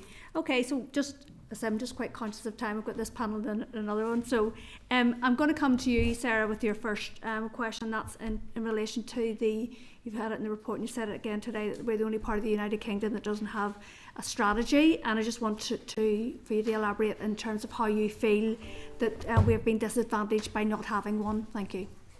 We've been totally disadvantaged by not having one. I mean, even when they had the Windsor Framework, our International Women's Day, that call was women in Belfast should be as safe as women in Windsor. You're going to any other part of the UK and there are different processes, there's different funding streams, and there's very, very different services. So my issue with us not having an End Violence Against Women and Girls strategy is that it is going to cost money, but actually it's horizon funding. This is investment. This is generational change. The longer we leave this, even if it is another 6 weeks, the fact that we're still talking about it, we need it implemented so that we start to use it, because it isn't a piece of paper or an essay, as Elaine quite rightly said. It's about a change and a shift in society. Society all has to take responsibility. But how can they take responsibility for something that they don't know exists? And we have to start using that language. So I think that women and girls are being detrimentally impacted by not having an End Violence Against Women and Girls strategy in Northern Ireland. Okay, thank you. Can't remember whose report included this, but they talked about system and structural inequalities facilitate gender-based violence, harm and abuse. Was that yourself? I think that was me, yeah. Could you speak a wee bit more to that, please? So one of the things that's most commonly cited as a reason why a person, for example, living in domestic abuse situation, struggles to leave that person is they can't afford to. Where will I live? What will I do with the children? And we are, as a matter of fact, not just Northern Ireland, but everywhere, in a world where women earn less, own less, have less than men financially. So very often they do not have escape routes. It's also, though, the fact that many of these women will have given up work to look after children while their husband works. And in one way, that can seem like a sensible thing, not like controlling at all. You know, it can be a financial decision. Well, he earns more than me, which of course in itself is a structural inequality. So she finds herself at home. She is gradually frozen out of the financial assets that are supposedly shared. And she's lacking in support. It's easy to isolate a person who doesn't have that outside link. And even if she has chosen to do it, even if she has chosen to be the person at home with the children, it makes her that bit more vulnerable and that bit more reliant on the provider in the family, who's overwhelmingly in those situations. It's a man who goes out to work and a woman who stays at home. So those are kind of institutions that were initially imposed by the state. For example, many women had to give up work when they got married. The marriage bar is not that long out. It's one generation. There are plenty of living women who themselves had to give up work, never return to work again. And there's also all sorts of practical reasons. Why are so many women choosing not to go back to work after they have children? Where's our childcare strategy? Where is the childcare that our sisters in England and Wales have? Going back to what Sarah was saying, we're systematically disadvantaged across the board. So really, particularly for those women in precarious financial situations, working class women who cannot afford the 20,000 or whatever it might cost to send their child, that would wipe out their earnings and then some. They are financially dependent on men. So we, society, the government over generations created a situation in which women are overwhelmingly disadvantaged in comparison with men, particularly financially, but also socially, in terms of how seriously they're taken in a courtroom, what rights they have when it comes to fighting in a legal case over any kind of monies that were earned directly by the man but supposedly shared by a marital home. All of those things, combined with casual sexism and misogyny, mean that women are at a disadvantage to men and more vulnerable to their violence. And then add on top of that, the boys will be boys type of attitude that prevails from a very young age, that is almost imposed on our children from a very young age, that encourages little boys not to be open with their emotions, but equally encourages them to mildly, gently torture little girls, that just builds and builds. They come into their teens and they're sending naked images or demanding naked images, or they're sharing, like Claire Sugden was saying, in WhatsApp groups. That is built into our children from a young age. It is not naturally the case. We have made it this way. Not we in this room, but we collectively. And those are what we call structural issues, some of which are easily solved, some of which are much more tricky. Thank you. Move on, Deputy Chair. Yeah, thank you so much for coming in today. I think the main thing I heard coming through was the concerns around funding, and I'm very aware of funding issues for core grant funding, specifically of Women's Aid, and also Nexus, the funding issues that have come up recently with the Assembly coming back from your funding from the Department of Health. So I'd like to kind of hear, in regards to direct service delivery for people who've experienced violence or abuse, how concerned are you about funding coming from the executive to fully fund the strategy, and how much more investment will we need to make a really positive impact and to fully implement the strategy as we have it at the minute? I'm happy to. Yeah, anyone? Yeah. Go ahead, Karen.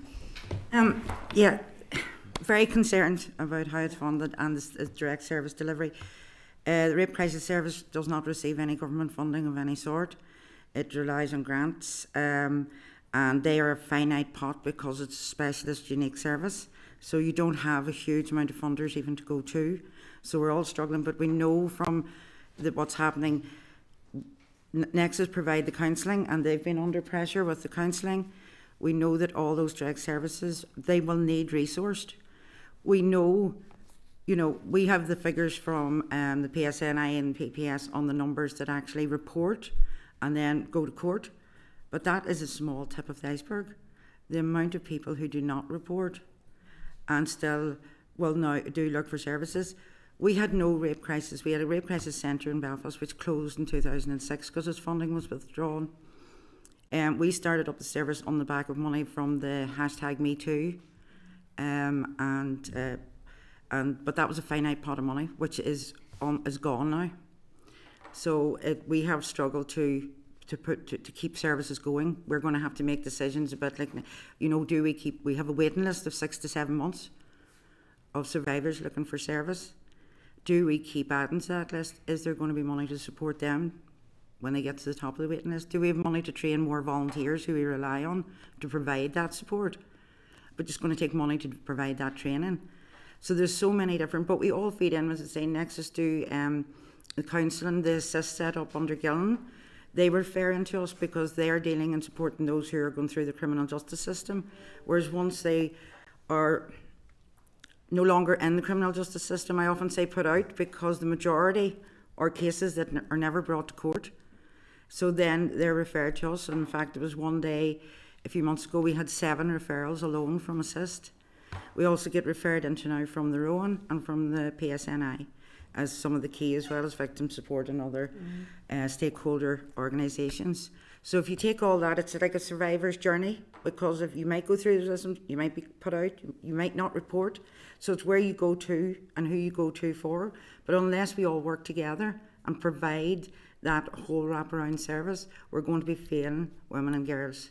And I say that because we say we're a service for all, but over 96% are women and young women. So I think it's vital that we have it resourced, funded, and that we work together in partnership. Just can I get contributions from Sarah and certainly, Jeanette as well? Certainly.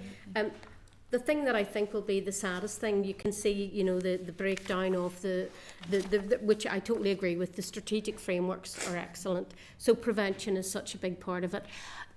Prevention is so important, but we have to remember that we're already in the midst of violence against women and girls, and young women have experienced it. We cannot offer a really wonderful rollout of an implementation plan if there are no doors open for people when they wrap them, and that's the big thing. Education is a big thing, and I think it's vitally important. I mean, I want to do a shout out to education, because we're in year 15 of a small funding pot that trains 160 to 200 teachers every year to deliver helping hands in a classroom. The key message of Helping Hands is we all have the right to feel safe all the time. How simple a language is that? What does that mean? This has to start with 5-year-olds. It has to start in primary, not start in secondary. So the more that we do work like that, but we have to be right behind it to ensure that what we're rolling out in an implementation plan, because those services or the people in need are not going to be coming up to the executive office and rapping the door and asking you to help them. They're going to go where they feel safe, and actually where they feel safe is in their own communities of interest. And I think that's where we have to start, to make sure that anywhere we have those community networks, that that you're linking in. And you can hear that theme. It's a thing that how we work. We work regionally on lobbying, but actually we work directly with groups on the ground that know OMA a hell of a lot better than I know OMA and know how to bring the women or women from OMA in to do a focus group. So we'll have to look at making sure we're inclusive across the whole of the north of Ireland when we're looking at this strategy. In terms of funding, yeah, we all know that there's challenges, and I think to bring forward a strategy raises expectations that things are going to change, and I think we need to be very mindful of that with the budgetary allocation that's been given. I think therefore the action plan needs to be measured in year one to reflect that. And it really needs to focus in. Yes, prevention is great, and that's definitely, we need to be starting with our younger people and education on safe and healthy relationships. I don't think any of us would disagree with is essential from birth, really. You know, we need to be getting those messages out. But we also need to be supporting survivors, and that's why there is a support pillar, and that's why it's there in the Istanbul Convention. It's there in most VOG strategies. So we can't just say we'll focus on prevention and we'll not provide support, because survivors are coming forward day and daily. And as Karen referred to, 70% of people who come to Nexus don't report a crime. 58% are coming forward for issues with childhood sexual abuse that is historic. They're now adults. So those people have got to a point in their life where they can either no longer cope with the presenting symptoms that they have, or there's a sense of freedom. Maybe their perpetrator has passed away and they're able to come forward in a safe space and get that support. If funding is withdrawn, if funding isn't increased to reflect the costs that we now incur in a cost of living crisis, that means less people can be supported. So really, I think it's really important that government departments work together and collectively, absolutely, but also that we don't falsely raise expectations of dramatic change when that's very unlikely in this first year. Going to move on, Emma. Thank you, Chair, and thanks to you all, and I mean thanks to the work that you're doing. I suppose I just have two questions. From what you've said thus far, you have a lot of faith in the process of the stakeholder engagement and feel that was, I suppose, a divergence maybe from the norm. Do you have faith in this strategy being delivered to the way that it needs to be? Well, we were consulted on the participation and engagement process on the rollout. I did make some suggestions back to that in terms of the project board, because there seemed to be a lack of representation of community and voluntary sector on that, yet we'll largely be delivering that work. So I think that's key. Not sure, I haven't received any feedback to the outworkings of that yet, but you know, I definitely think there's will, and I think through the process it was managed very well. It was true co-design. There was lived experience by experts, unfortunately, who've had to, I suppose, undergo the abuse that they have, and they were able to feed that in. So I would like to, again, to see that continuing in terms of impact of the work that's going to be undertaken, and really getting a true sense of how that is working at a grassroots level. Can I bring Louise in to also feedback on that? Louise, yes, I feel like the process co-design was really positive. I did say that. I will say I'm not too sure. It did really take account of rural, whilst we were included.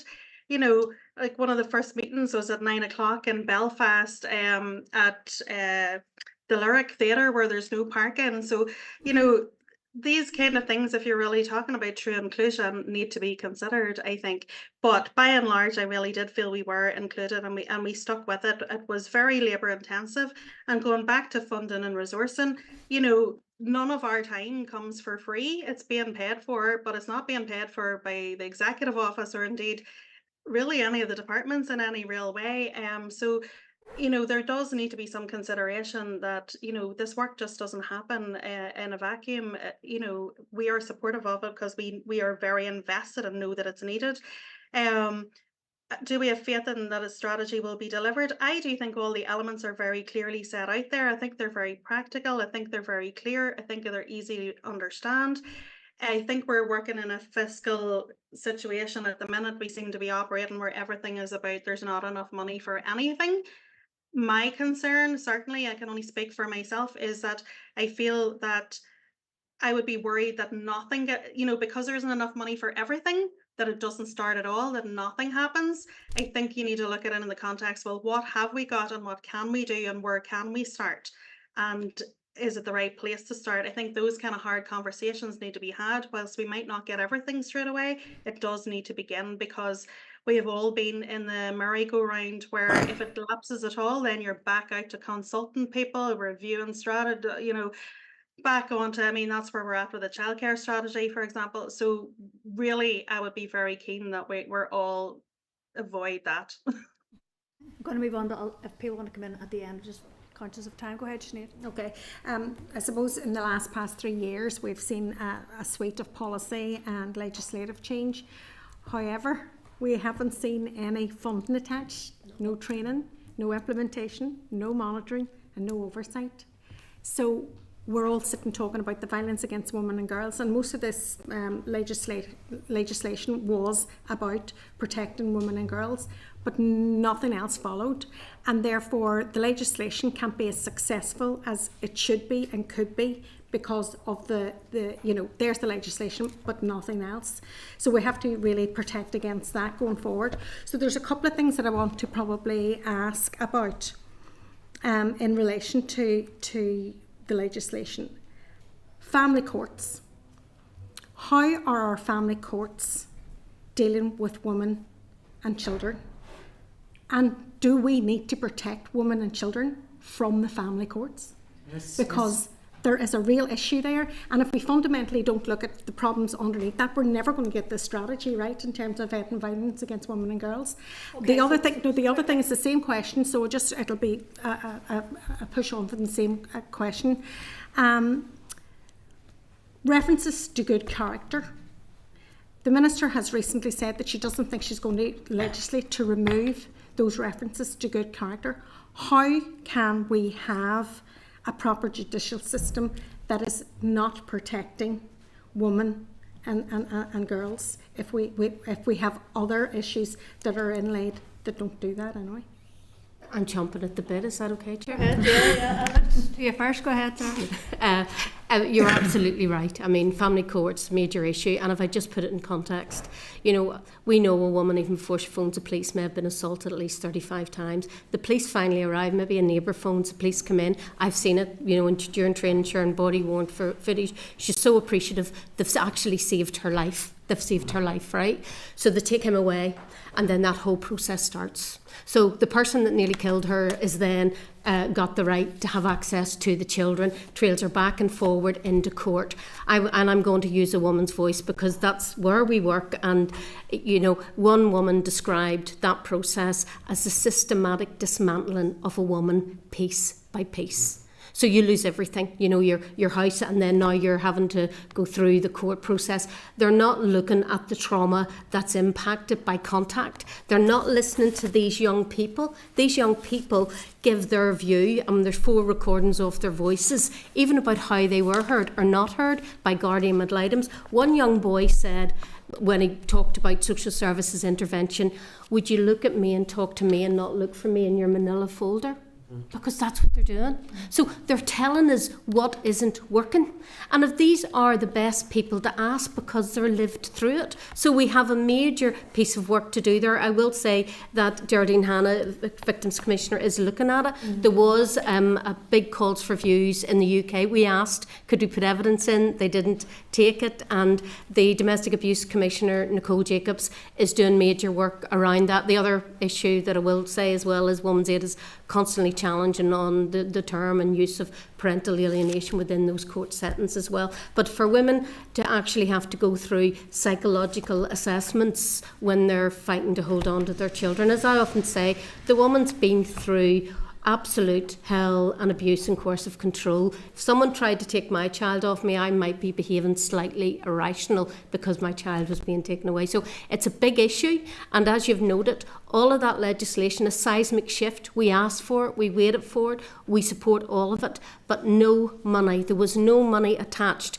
When our course of control, domestic abuse and civil proceedings came in, when that was going through as a bill, the domestic abuse bill was going through Westminster, 361 million was attached to that alone to ring fence refuge provision in local council areas. A domestic abuse commissioner was formed.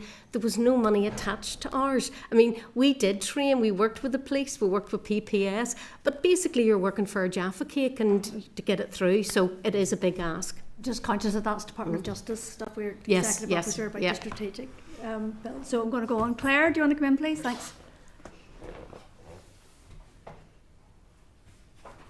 Go ahead. I'm muted. Can you hear me? Yeah. I know. Go ahead, Claire. Brilliant. Thank you, Chair. Thank you, all of you. You do incredible work. You know, you're really good for the women of Northern Ireland, and keep going. And I know it is frustrating in relation to money, and you make really valid points in respect of that. You know, why is it in Northern Ireland that money's not attached when, you know, significant amounts are attached in GB, and you know it's without the money, then it's just words on paper, really. And I suppose I wanted to talk about the process, but I suppose I'm conscious of what the Chair has just said in relation to it being a Department of Justice issue. However, I do think it does impact on the wider attitudes that we have in the strategic vision around violence against women and girls if people don't have confidence in the criminal justice system, or even the attitudes that exist within that, right from reporting it to the police, you know, through to conviction and sentencing. So I suppose it's really just to ask where you feel that we can do better in that, because in some respects I'm hearing even from constituent cases that you know, they're reporting it to the police and they're feeling intimidated to the point that they don't want to report it again. So they're coming into my office and I'm having to liaise with the local police to understand why that's the case. And it's just not good enough. And that was only last week, you know, so why are these messages not getting across, you know, within our criminal justice system, but also within wider society? Because yes, the strategy will take time and it will take money, but what conversations do we need to have, even as leaders, to try and really move society away from this issue? Thank you. Go ahead, Elaine. In some of the research that we have done in the last few years, one of the things that have come out really strongly is people's experience of dealing with police as the first port of call has been, you know, chalk and cheese. On one day they might call and get a police officer who they genuinely, you know, really feel understands, cares, what goes out of his or her way to help them out. And then they might call about another incident and be, you know, experience dismissiveness or even rudeness or that kind of thing. So there was such a variety of experience, and this was not one person, this was dozens, this was hundreds all across Northern Ireland. And the reality is the police are people, they live in the same society the rest of us do. You might encounter misogyny from a bus driver or a chef or anybody else, and it is sometimes latent within some people who are in positions of real sensitive power in these cases. The best thing that we can do is that prevention work, that cultural change work that changes the minds of ideally everybody who needs their mind changed. And obviously there's something all of us can learn about this, but it applies as much to the police. So, you know, you can have training for police, which rarely do we have that anymore, by the way, because of money, but you can have training for police on what legislation is on paper. They can know exactly how it is they're supposed to do their job, but you can't train an attitude into somebody. That needs to be, that's much more than just training. That's to do with the environment they live in, the culture they live in. And we know that they're, you know, police aren't perfect either. They, you know, they also are at times engaged in some of this activity themselves when not on the job.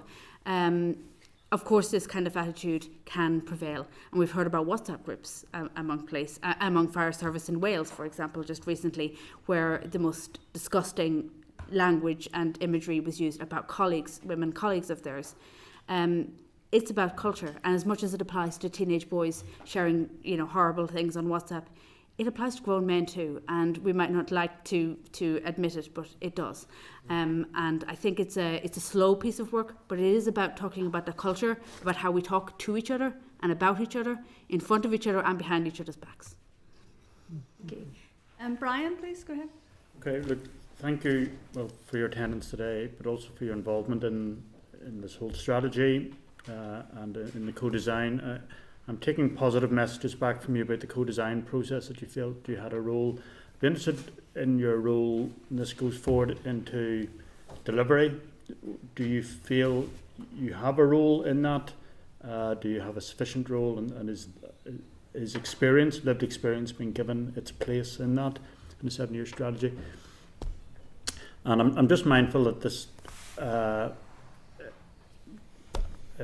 is the situation getting worse, or is it getting better? I don't know the answer to that. When you think back over my own lifetime, how women are portrayed in the media, there's been progress to some extent in the role of women in society, but in modern social media and so on, is it getting worse? And some of that comes down to people's individual choices. But this will be a constant challenge, the portrayal of women and girls, and in particular the focus on ending violence against women and girls. Do you think that is the right focus? That's the other question I want to ask. And I know there's wider issues of how women, the attitudes towards women and changing attitudes, but is the right focus on ending violence in terms of giving this a sharp focus, and making people aware of where this can all lead to, the wrong attitudes? Aaron, do you want to start? Do you want to? There's a lot of, I think Elaine raised it there, this is, we have to go to a starting point, and this is the starting point, and yes, there's a lot of work to be done, and we do need to change. And you mentioned there the media. I would say the media needs an awful lot of education as well in terms of their headlines and things. We raise the voice, we often change the headlines because it normally is, just because, and it goes along with good character references.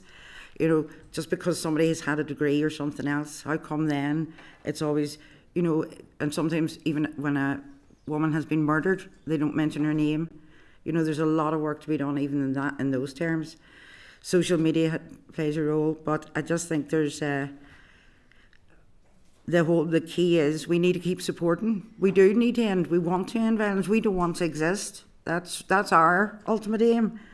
We don't want there to be a rape crisis service, but we are there to support the survivors, victim survivors.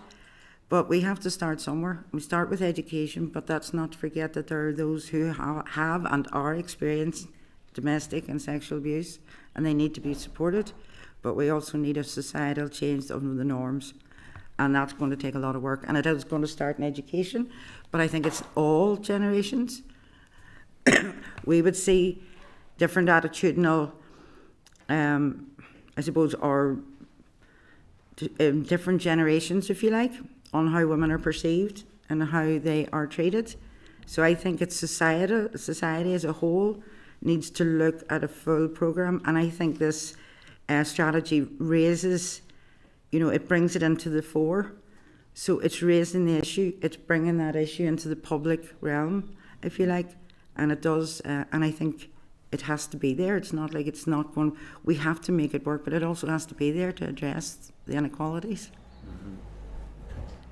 Do you want to go? In terms of progress, Brian, I think we have made progress to a degree, but there's new challenges, and there's a lot of hidden harms that weren't in existence in the past with online stuff, and that's certainly where our young people are experiencing the most harm, and trying to measure the impact and the cost of that financially is extremely challenging. And these WhatsApp private groups and Facebook private groups, although our young people aren't tend to be on that's our middle-aged population, but all of those things need monitored. So it's how this strategy dovetails with lots of other work that's being done. How do we change society's attitudes? Well, a quick one would be removing good character references in sexual offence cases, because somebody's, as we've talked about, occupation or education background does not reflect their ability to perpetrate a sexual offence or not. So removing that automatically, I think, causes us to jolt and think about, okay, well, challenge the rape myths and the stereotypes that exist within our society, which are largely built against victims. Well, why didn't they say no? Why didn't they lash out? Why didn't they push them off? So all of that understanding of trauma, why did their story change? Trauma-informed practice would tell you that immediately in the aftermath of an incident, you're not going to remember details minute by minute, but you may, as time goes on, and you may get flashbacks. So the questioning of that by police officers who are taking evidence and the lack of belief. Most people who come to Nexus say they just want to be believed. They've never been believed. So their justice is having someone believe in their story, not necessarily someone getting a prison sentence. So, justice is different for different people. But I think in terms of society, we are making changes and there's commitment to make changes. And I think we can't be divisive about this. We need to bring men along on the journey because, we do have that power imbalance. We do have a lack of a gendered, even in terms of budget setting, there isn't a gender equality approach taken to that. So when we start to see those things coming into play, women will gradually start to have better rights, more equality, and be in a safer place. But there's a long road to go, and we all know that changing culture and changing attitudes is the hardest thing. So rather than alienate, we need to create safe spaces for our young people to come together and hear their lived experiences of, I don't want to receive that nude photo from you. I feel pressured to send something back. If we create that safe space, and whether it be in schools or community groups, the sensationalism around what people think RSE is and the actual reality that it is about safe and healthy relationships and respecting each other, and not what some people, in terms of the misinformation that's out there, and I'm not even going to bother quoting it, have been, I suppose, using to prevent it being mandated, is ridiculous, because that's what's putting our young people at most risk. If you look at figures for sexual offences in schools, that's not going to disappear if you're not educating our young people in schools about those issues. Okay, just before I bring Louise in, just indicate she wants to speak. I'm conscious that Harry and Carol and Podrick, if you want, you're right. I'm fine. Okay. Okay, Chair. Okay, no problem. Louise, I'll give the last word to you then. Go ahead. I was just coming in on where is the focus where it needs to be, and I think if we really acknowledge that written branch change is required, really, and it's long term, then we. You're on mute. That's that broadband in Ulster. When's the strong? I know all about it. Yeah. No. Go ahead. Okay, sorry, I think the host had muted me, so I couldn't unmute it. I was just saying, I think you need short, medium, and long term, targets to try and address it. It's not going to be fixed overnight. We can't create cultural change overnight, but we can make real difference in our judicial system. We can make real difference in our education system. Like on day one, you can really start making a difference. So I think we need to begin the journey of intentional change. Okay. Thank you. Okay, well, thank you very much, everyone, for your time today and for your written submissions. We really appreciate it. Feel free to reach out to us as individual committee members after today if there's anything that you'd like us to follow up on. But thank you. Thank you. Members, I'm going to take a 3-minute break, just comfort break, and we'll be back in 3 minutes. Okay.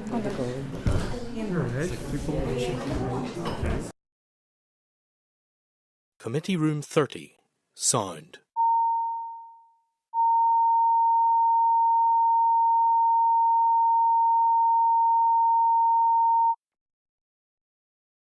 Committee Room 30, Sound.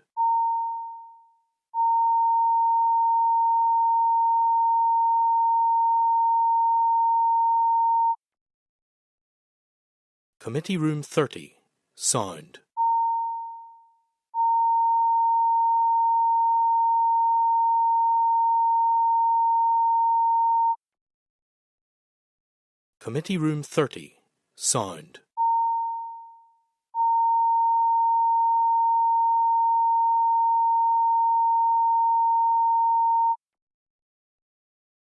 Committee Room 30, Sound.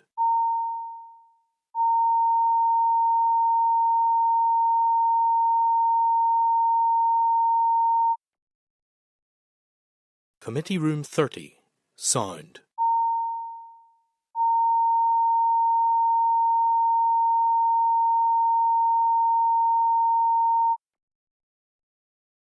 Committee Room 30, Sound.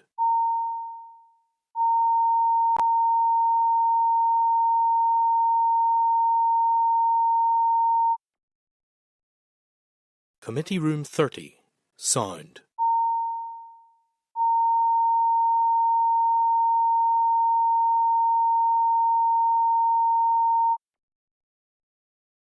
Committee Room 30, Sound.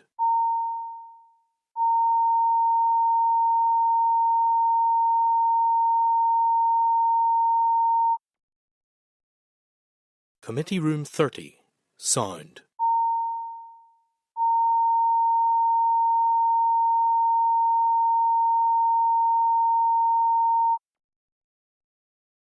Committee Room 30, Sound.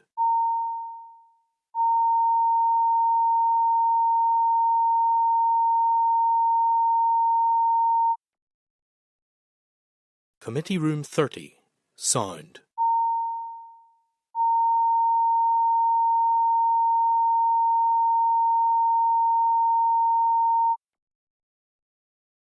Committee Room 30, Sound.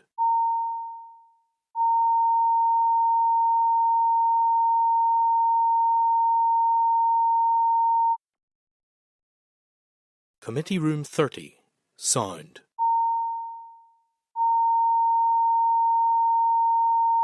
I would see Did you give a hand? I have got a size shirt. Does he like it? I would. It's beside my bed. It's for me. I love my home. I love my home. I love the sofa. I love going the choice home. I don't Stay at home. I'm like, I don't mind I'm going really on a paid to stay at home.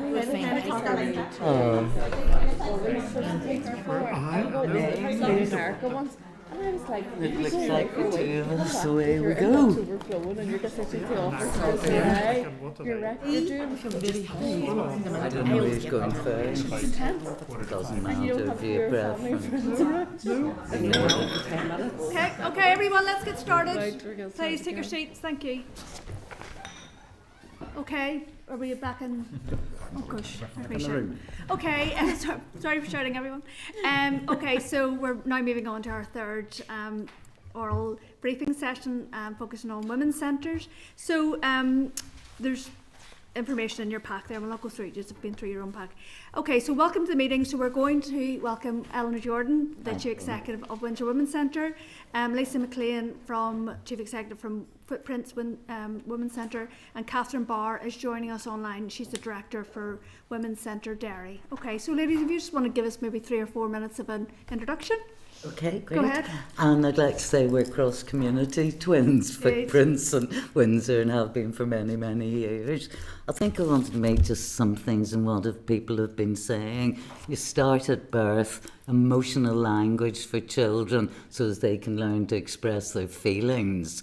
I mean, there's so much groundwork to be done, and this is us. And I do have to say, we want to work with as many people as possible, but can you remember that none of us have any wages from the end of June? Mm-hmm. None of us in the community sector, women's sector, some of the voluntaries. Mm-hmm. And we're expected to work on. I think it's a disgraceful way to treat the team. We have a team of 35 people who don't know what's happening. People are leaving in droves, you know that. People with years of experience, some moving into classroom assistants, thinking that's a more secure job. You're treating the skilled labour that you have in Northern Ireland like we don't matter.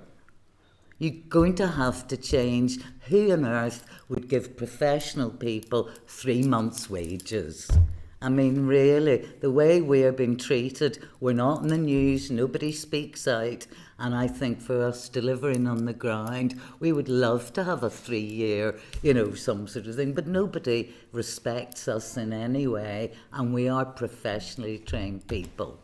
So you have to understand that, and I'm just going to tell you all that Windsor does. Brilliant project. I started Windsor Women's Centre with Joy Poots in 1990. So I have 34 years lived experience of the village. It's a very, very unusual area, very much enclave. I don't know if you know it, around Tate's Avenue, all the streets gated off because there used to be drive-by shootings and all. So people are really in a very small area. So I'll give you some stats. The Women's Centre is a high-quality community resource delivering services from the first purpose-built building in Ireland, I'm proud to say, which improves the lives of families in a disadvantaged area known as the village. And over 80% of our service users are from the southwest Belfast neighbourhood renewal area. We've 35 staff, all part-time, and that allows staff to either have more childcare and time with their children, or at the other end, if they're carers for their parents. And we all know women tend to move, get your children raised, and then look after your parents. So working part-time and contributing to your area is involving them in all sorts of things. We encourage PTA, anything they can get involved with in the area. Eleanor, I'm very conscious we're here to talk about violence against women and girls strategy. If you can sort of focus a wee your But if you don't get a services. focus of the village, Paula, where you worked, it's a sectarian interface. I know it well. It suffers from paramilitary groups, spent ages thinking, how will I word that, in that they're active, and that affects nearly everything, Paula. So that was what I was trying to go. They're exerting considerable control in our area, antisocial behaviour, money lending, drug dealing, punishment beatings are common. And in the village, it's quite unusual, is there, a culture of fear. And a culture of you be silent, you say nothing about anything. And meanwhile, we're trying to work on the resilience of women and girls, empowering them, getting them, to have much more confidence in themselves and maybe re-education. Many of the women leave school with no qualifications at all, and in their 30s want to learn to do more things and come to us for qualifications. I think in the violence against women and girls, Paula, Windsor was only going a year when a man came to see me who had beaten his wife for the first time. And the classic story, made redundant from the shipyards at Christmas, went to one of the many brothels in the area or social clubs and drank the money and went home with nothing. And she said, "Where's your redundancy?" And he didn't have it. And she then got cross and he hit her. And he was so ashamed of it, really ashamed, that he came into a women's centre. So that's even harder, in my opinion, for a man to do, because he wanted to change. He did not want to be that person. So we set up with Probation and Women's Aid a project called MOVE, Men Overcoming Violence. Now, you need to remember these are men who want to change, and we fought very hard for it not to be part of a court order or anything. You have to do training. That's now mainstreamed in Northern Ireland. So you have Women's Aid looking after the women, Probation looking after the people, and I actually supervised that project and the 2 probation officers. So I just thought that was a really good example of good practice and partnership work. And the other thing that I thought was very powerful, I think it was Anne McMurray, we tried to capture a week in Northern Ireland. And we asked everybody to record who they thought was coming in. It was very subjective, but I could say, I think I spoke to 15 people this week who were affected and victims/survivors of domestic violence. We would have problems as well. We have women from 42 countries now, which is fantastic. We have a huge representation of cultures, but I think a lot of people struggle with rape within marriage and talking about that. So we've sort of come around to a term of unconsensual sex in marriage seems more acceptable to people. But, you know, realising that your husband does not have the right to do what you're doing, force sex to get money to go to Tesco's, I mean, all sorts of stuff, as we get lots of information from Women's Aid. And women are being treated in a way, they just don't see a way out. So we're not miracle workers, but we do offer a safe space, and I cannot say that more, safe, where even if they just want to come and talk. We have a mental health building now, the Tate, that took us 8 years to fund and eventually build it.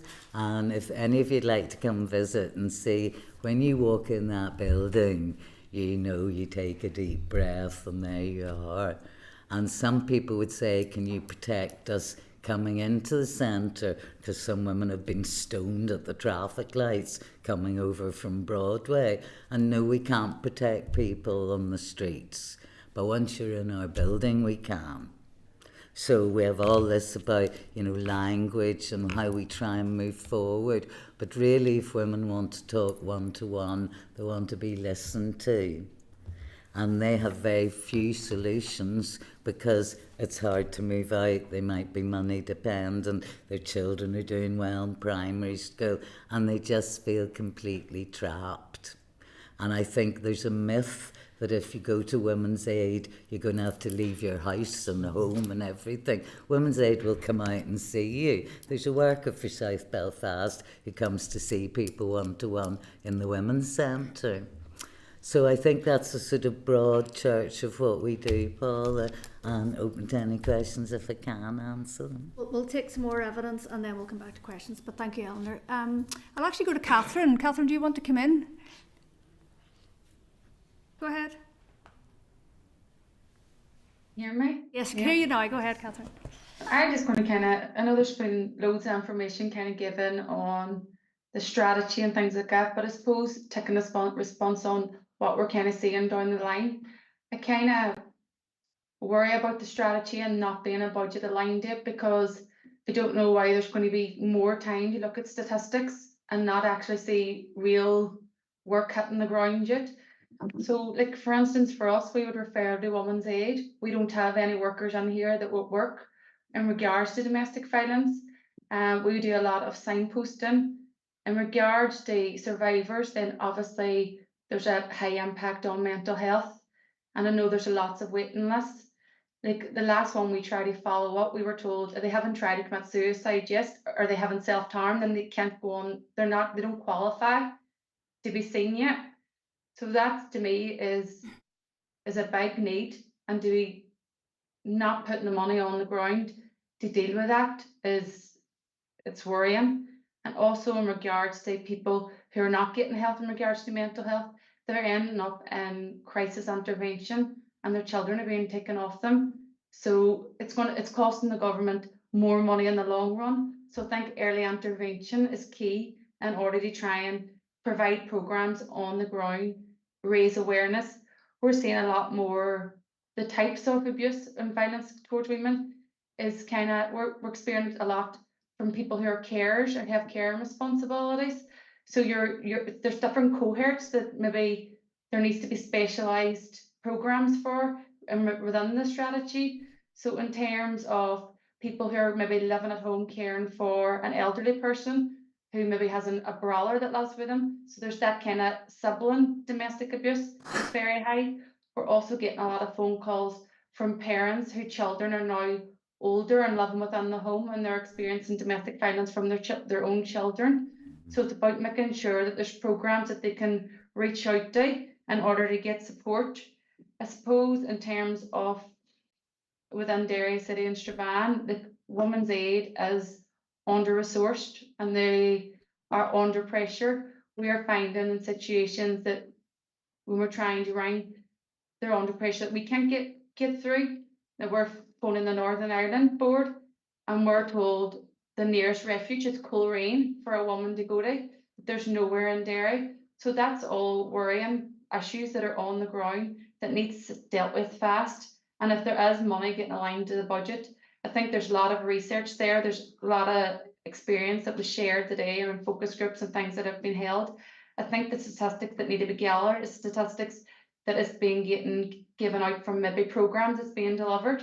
So obviously all the monitoring and evaluation from community and voluntary groups that are delivering will be feeding back and an overall statistic pull. So I think there needs to be money aligned fast. Okay, thank you, Catherine. Go ahead, Lisa. Thank you, and thank you very much for the invitation today to yourself and the rest of the committee. I really appreciate this opportunity and having some time to explain some of the work that we undertake already in relation to ending violence against women and girls, but also some ideas that we have as well that we think we could progress in light of the action plan that's already in place, the framework that's there. I mean, we're all aware, we've heard today so much about the gender-based violence that exists in absolutely every sphere. And as a community-based safe space, a women's centre within the Colin area since 1991, we have a significant insight into the issues, and we very much welcome the adoption of the strategy to combat that violence and the action plan that seeks to prevent, protect, provide services and promote very much needed increased collaborative work and genuine collaborative work, and to realise the vision at a societal level.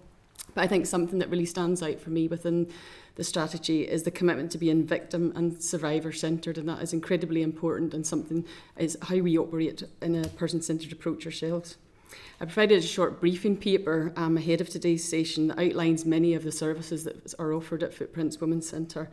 I believe the continuation of these holistic services, but also the expansion and growth of these services, would help to further improve pathways and outcomes for women and girls. Ensuring there's adequate provision and services provided in our safe space and in a timely way. We're committed to travel with women on their journey, collaborating with others to ensure there's just no gaps in the service, and that all engagement, but not just engagement, communication and support along that journey is of a very high quality and meets the needs of the women who trust us enough in the first place to reach out to us. I can't emphasise enough, and Eleanor's already mentioned it, the importance of having a safe space. Somewhere where women feel safe and secure and can share the issues that are impacting on them and get the help without being judged, silenced or ignored. And we know that this is incredibly critical in terms of the strategy that we're here to discuss. Footprints works with women across so many strands of the action plan. We consider ending violence against women and girls pretty much through everything that we do. Through our young women's group empowerment groups, we offer guidance and support in recognising signs of abuse in all its forms, as well as prevention and or supporting and signposting. Our staff across all roles are trained to spot signs of abuse so that every touch point with us is a point of access, whether that be through our social supermarket, which can support detecting economic abuse, our training and development courses, our community kitchen, which promotes learning and connection, always about building trust and creating networks for women.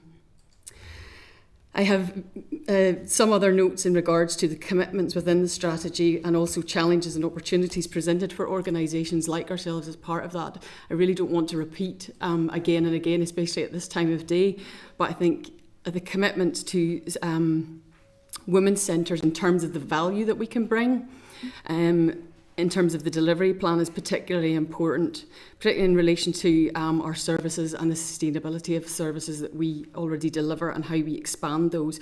But also of incredible importance, I think, is those gaps that have been mentioned already today in services. We journey with women, we travel with them. If there's a gap in service, they're back with us. So it's incredibly important that whenever we engage with a woman who has experienced violence, that we're confident in the pathway that we're walking with them on. Also, I think it would be great to have a commitment of support for organisations like us to pilot new ways of working. We do realise that measurement and indicators are vital, but we would ask that there's a commitment to understanding that this work is at a societal level and that we do have a job to do, and still committing to supporting the victims that we're already engaged with. I think within the strategy as well, there was a cross-sectoral groups. I think it's imperative that those are established and that cross-sectional working takes place, and that women's centres have a place in those forums, because we are at the coalface. We welcome engagement and support communication because of that situation, that unique situation that we're in, being at the coalface. But it's not just in terms of financial resource that's required. There's a level of commitment from our sector in meeting the sometimes the very complex needs of those that we support. We need to be able to care for our staff and the delivery of that support that they are supporting women with. We need to be able to build strong and resilient organisations. That means solid contracts, means secure income streams that keep pace with increasing costs. And as a living wage employer, we need to be able to sustainably provide good wages, working conditions, and therefore we do welcome a funding strategy as well, as everyone else has already mentioned. We also welcome the role of men and boys in ending violence against women and girls and how that's reflected in the strategic framework, and it's recognised that a backdrop of history of widespread violence has somewhat raised the bar of tolerance for the acceptance of violence as a residual cultural norm. Before I conclude this small bit, and I really won't take long because I expect that we might talk about it a little bit more, but I would really like to touch on some of the opportunities that we see and the ideas that we have. We're referred to very often as a community anchor organisation, and this is very reflective of the multi-purpose nature of our work and our ability to remain agile and responsive to the challenges as they present themselves. We operate at a grassroots level, and in driving change, I think it's somewhat a radical approach that's required to ensure transformational change. We believe that sincere and genuine collaborative working and the design and delivery of services can affect local, social and democratic developments within an area and within the one that we work within. And we're committed to the foundations of the strategy. What I would propose that we would really like to try as a model would be a model of community-led support, something that is delivered in other parts, other jurisdictions, an initiative that places agencies and organisations at the heart of communities, maximising our access and reach within our own community, but more importantly, creating increased access in a safe space for women. Our strength is very much in the connection that we have with women and girls and other organisations within our local community. And we want to open our door to collaborate and drive a cultural shift in how women can engage with organisations, and this can include and should include statutory organisations. We think this approach would help remove barriers and perceived barriers, and whilst also provides a safe space for gender-specific support to be provided where it's needed most, while permitting access to support, advice in an anonymous way if that's desired.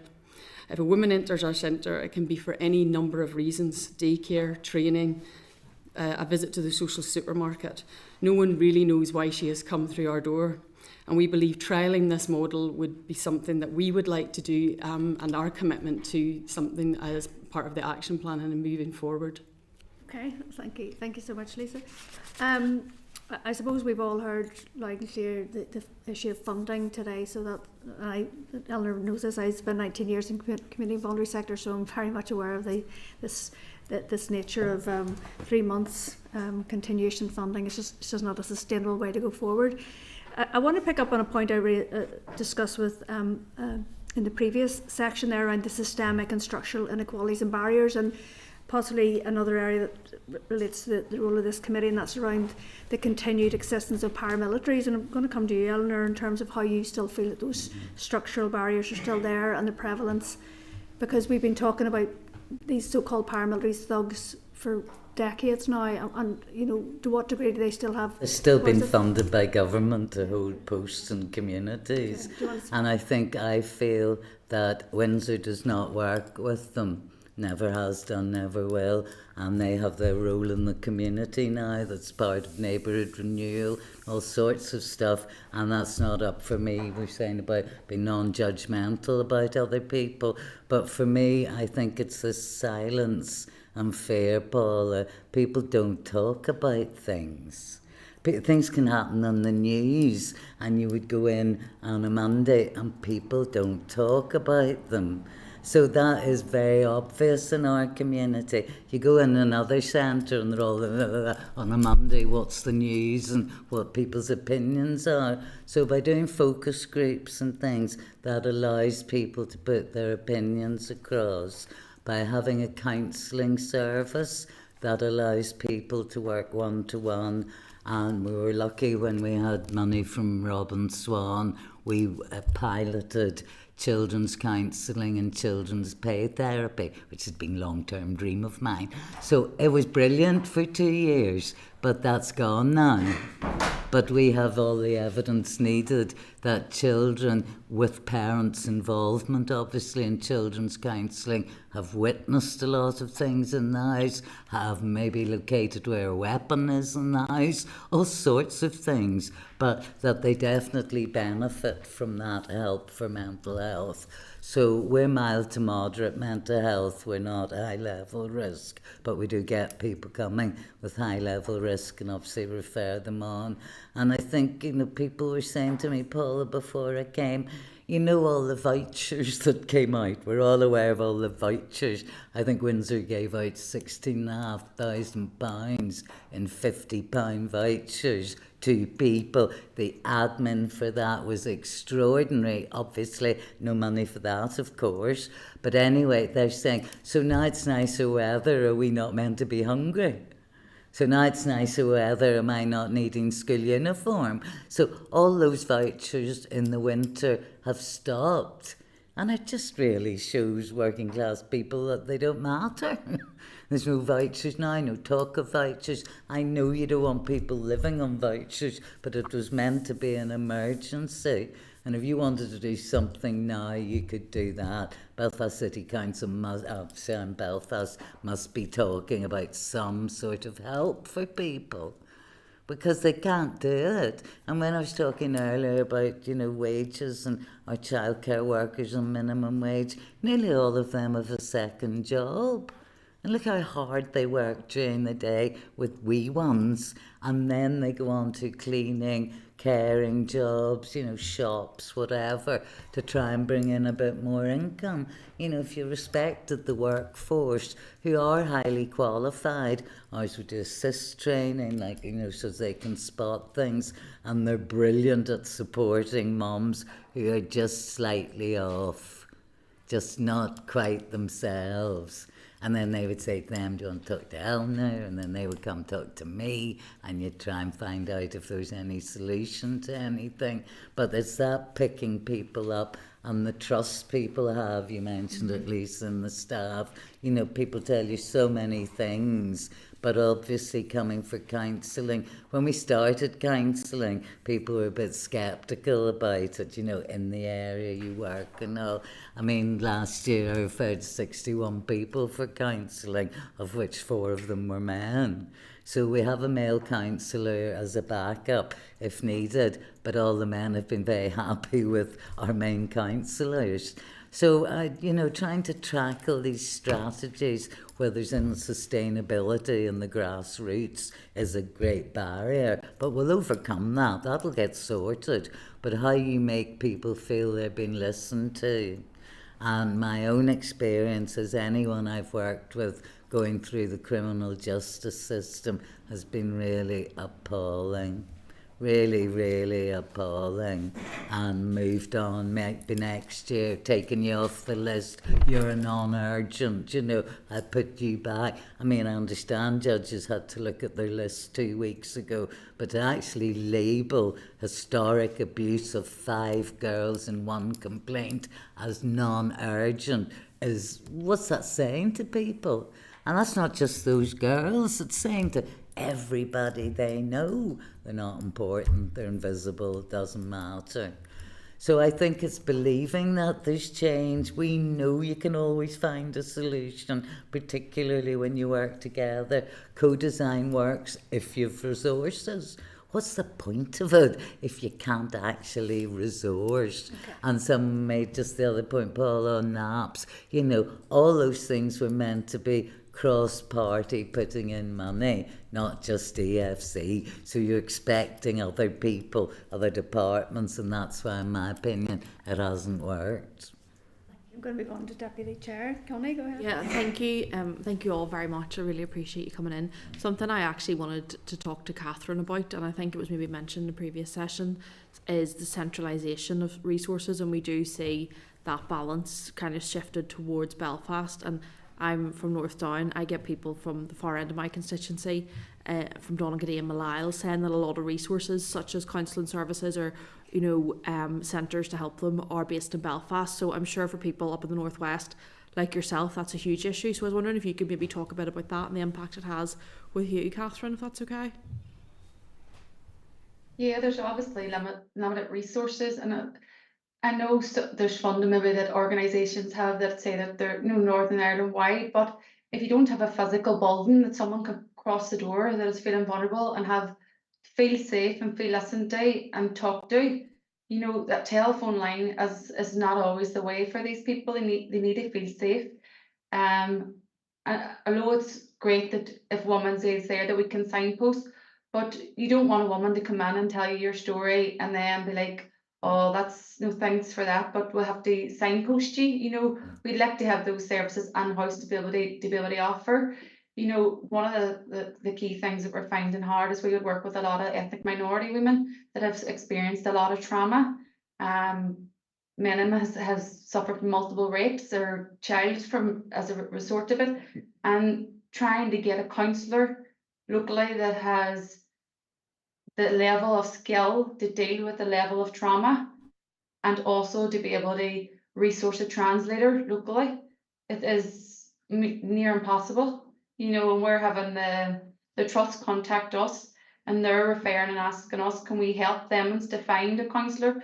So the local GPs and health visitors are finding it hard to provide these services to ethnic minority women. Then what does that say for us as an area? There needs to be a spread of these resources right across. And we know even within the ethnic minorities, whenever they're coming and they're being located in Belfast, there's a lot of wraparound organisations that are there. They're getting funded through settlement projects. These resources aren't here and up within Derry to be able to support them. So we become that net of, because they're coming here and they're engaging in education, we don't have the resources for, but we work with NHR to try and find it. So it's definitely under resourced, and there's definitely a lack of resources for the Northwest, especially in Derry. Thank you, Catherine. I think it's definitely an issue that's been raised, and in fairness, Sinead has raised it several times here, so it's definitely something for us to take up. Thank you. Sinead, go ahead. Okay, just kind of getting back to the strategy then on violence against women and girls, what I can hear really loudly in this final evidence briefing today is that the fact that the grassroots organisations on the ground are getting defunded. Yeah. Rather than funded in order to support going forward, to support this incoming strategy and tackling it together. And you have to tackle it from the ground up. So we're dismantling the ground up, and we're dismantling the expertise that you have and the high level of skills and knowledge that pertains to particular areas and regions. So there's 3 representatives here, 1 Derry, 2 Belfast, but you look right across the province that the skills and intelligence that the women's centres have in villages and towns everywhere, we're in danger of losing that. And we're losing people because they're feeling undervalued. So they're having to walk because they need security in their own home life. So the takeaway from here in terms of making sure that we have the infrastructure that we need to deliver the Ending of Violence Against Women and Girls strategy is, how do we protect our grassroots? How do we protect those that know their societies and their streets better than anybody else does? And what steps do we need to take, and what steps do we maybe need to write to other departments and say, look, because TEO may not be the funding department, but certainly if we lose this infrastructure, we cannot deliver on that culture and transitional change that we need. So, anybody can I think yes, you're absolutely right. I mentioned already that we're a living wage employer, and we're working really hard to retain staff, particularly within childcare. I would love to say we're retaining staff within our support team, but we've got a part-time support worker who has a very long waiting list, and 80% of her cases, or there is some degree of domestic abuse involved there as well. So we're not even meeting the need that's coming to us. We're just treading water as best we possibly can. But I think in terms of what we can do or what could be done is I think we haven't had an uplift in any of our funding. It doesn't keep pace with the costs. I think if we wanted to talk about figures, just for us alone, the increase in being able to offer just a real living wage to allow people to be able to survive has cost us £70,000 a year. The increase from 2021 to now in our heating and light alone has been almost 50%. We've gone from 10,000 and something to almost £20,000 in just keeping our centre, the lights on and the place warm. And we don't have choices around that because we have children and young people and we're asking people to come into our centre. So it's vitally important that we are able to do that. So I think, and I know from the discussions that have happened today, you already all understand this, but we're not just servicing the need that's coming through our door. We're trying to keep businesses afloat as well, because essentially that's what we also are. We're trying our very best to diversify our income streams, to create social enterprise that permits us to have money to still try and meet that need. That's not entirely our responsibility, but we are committed to try and doing that because, as I said, whenever we travel with a woman on that journey, as soon as something goes wrong in that journey, that woman's back to us because we are in the hearts of the communities that we're serving. I'd like to suggest that whoever's responsible would look at core funding. Mm-hmm. And I have always said, why can't we be like community centres? You fund, the manager, you fund all the finance, admin, cleaning, and the rest of it, maybe one worker, we bring in through many streams. When you don't have your core funding, our gas last month was £2,000 because there's the elderly to have it nice and warm for. You have to have it over 18 degrees for children, or our creche workers will pack up and go home because it's not warm enough for children. They do exercises. Sometimes I've seen them doing star jumps in their coats to so warm them up before they start. But there's something about women's centres with the belief in it, and also belief of women in the area, that you do just keep going. But having no cost of living, no nothing for years, we're also expected to be dynamic and delivering and new ideas and stuff. For what? There is a feeling, Paul, I'll address to you, that we take part, I don't know what we haven't taken part in, policies, consultations, focus groups. There's a feeling that it's all sitting up on the hill here on somebody's shelf. And when someone says, let's do another consultation, I go, we did one 3 years ago. I'm not doing another one because it's a waste of money to me. Doesn't mean you don't want to update or review or whatever. But I think people do know what we do. They just like to pretend. And also I'd love to hit all those myths, where, why did she stay? Why did she? And I think we need to turn that round as a misogynist question and ask, why are you asking that question? Why do you not know? Mm-hmm. And it's nearly thrown out, it was mentioned in the previous group, women can be attacked 35 times before they report it. How on earth do you collect those stats? But the brave one who comes forward and says, I'm ready. Honestly, she was saying she hoped she didn't have a daughter. I do have a daughter, and I would hate to see her having to go through that criminal justice system. It's just so uncomfortable. It's anti-women. There's no safe space for anyone. There has to be a way of change. And also feeling the very small, 8% or whatever it is, you actually get to court. They don't really get a proper sentence in people's views. That's a personal view, obviously. But I think there's a lot could be done. But we're not here to change criminal justice. We're here to keep on working with the women we know will come to us. And we need help to do that. Can I bring in Harry? Thanks. Thank you very much, Chair. And first of all, Eleanor and Lisa, well done on your safe spaces from 1990, 1991. Very well done. I was just thinking, how long generally, Eleanor, would people stay with you like on average, and do you generally help them in their next steps? I know, Lisa, you said you stay with them on their journey, which sounded like literally as long as they needed. We never leave them.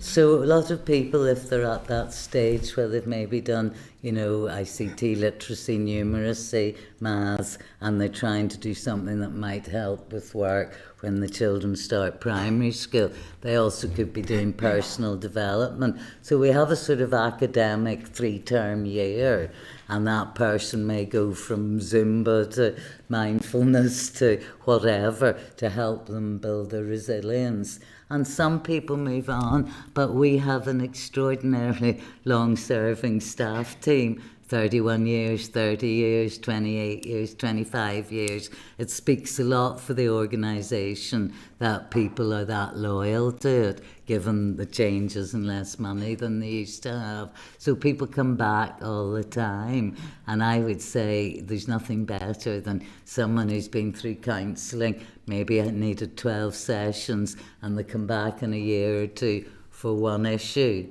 And they say, can I see the counsellor? Only need 2 or 3 sessions. I mean, that's them topping up their own resilience. I mean, that's a fabulous feeling, it really is. Confidence in what you're doing. People can just come back and sit in the cafe area. You don't have to do stuff all the time. You just might like company. Ahead, Lisa. I just want to say that that's absolutely right. We do travel with women, but it's not about creating a dependency culture either. When women come through our door, we're very much sitting with them on a one-to-one basis and considering which pathway within our centre is best suited to them. And I'll give an example of, we've got a feed project. It's a National Lottery funded project, and that's a 6-month period. And at the beginning of that, a series of stats are taken, a baseline's created, and then 6 months there's a consideration as to what next, and there's various pathways from that, some into volunteering, some into employment. So it just depends on the need of the individual. Can I give an example, which is a project called MAS, year 1, now into another 3 years in the lottery. MAS stands for Mental Health, Advocacy and Support. And we had about 10 women in Group 1, which I got involved with because they were COVID babies and COVID mummies. And we were meant to do something like 6 weeks a term. We met every week on Zoom through COVID. Some had babies, some had physical problems, some had emotional problems, who would just say, I just want to be here today, but I don't want to talk. And everybody would go, great, do you want a cup of coffee in your own home, you know, all that. That group's amazing. And we're now lucky enough to have another 3 years funding for MAS too. But if people come to that, they're looking after their own mental health as well as the baby's mental health. Do baby yoga, baby swim, anything you can think of, it's fantastic. And MAS 1 has a success in campaigning, and we won against TransLink. We worked with the PHA to get breastfeeding friendly initiative available. There are now stickers on every bus and train in Northern Ireland, and that came from 8 women in the village who had been abused on buses feeding. So work can go on, Paul, and that's a group we're using as a focus group actually tomorrow on the cost of living with Women's Support Network. They want their voices heard, and that's very empowering for us. Okay. Thank you, girls. Thank you, Chair. Go ahead, Fran. Okay, hold on. Thank you, Catherine, Lisa, Eleanor. Unfortunately, Carol's left. She was asking earlier about, if you like, the working class input into all of this. And, you know, that's a problem that term, because the village was working class when I started there. Nearly everybody worked. Now, what do we call it? Yeah. I'm not saying that word, worklessness. I'd like it stricken from anything. It's too insulting. But I had to just say about working class. But no. And then it's like all of these things now we try to keep up with what's the appropriate terms to use. But there isn't a term. The point I wanted to make is for a high level document, I think it is centres like your own where it hits the ground, you know, it's impacting on people's lives with the work you're doing. So it's seems like all of our sessions started up because we start with the departmental officials and then we get more practical as we go along. So the stories all of you have told, you know, are the real people's real lives. You know, I worked with Eleanor to some extent when I was working in South Belfast there for a couple of years, mostly during COVID. So we were mostly meeting online at that time. Yeah. But no, I've enjoyed your input today, and it's been very useful for us. Just all the practical stories about people's real lives and the difficult issues. So, I mean, just when you mentioned about DFC funding, is funding not now confirmed for the rest of the year? So that's still not the case. No. Right? Right, can I ask No, Catherine? no. Catherine? And can I apologise for interrupting you earlier? I shouldn't have done it. Sorry. I'm just wondering, Catherine, do you want to talk about funding sustainability for your centre and your staff? Yeah, so we're like a jigsaw of pieces all kind of put together. Like some of our like finance and director would be Department of Communities. Like myself, it's only 25 hours trying to run the centre. Probably last week I had 40, you know, but the staff are kind of inputting.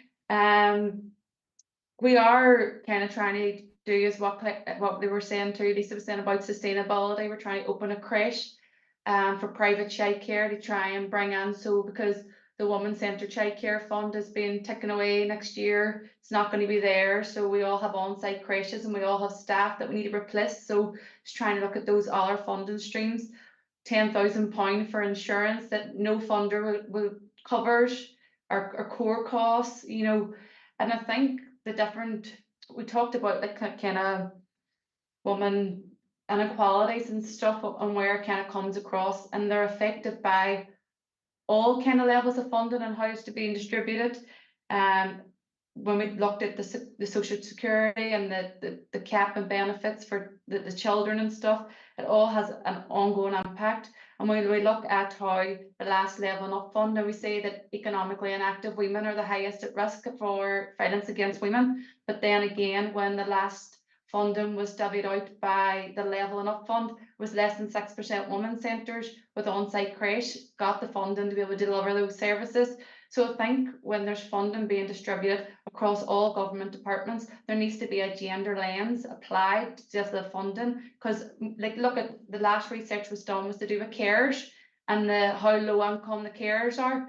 The majority of women are carers. So again, when funding is getting distributed, it's women, it's getting impacted all the time. So when there's decisions getting made at the table on where funding's going, they need to look at women's centres and how they are being trying to be sustainable, and look at how they apply a gender lens to their funding that's being distributed within the organisations.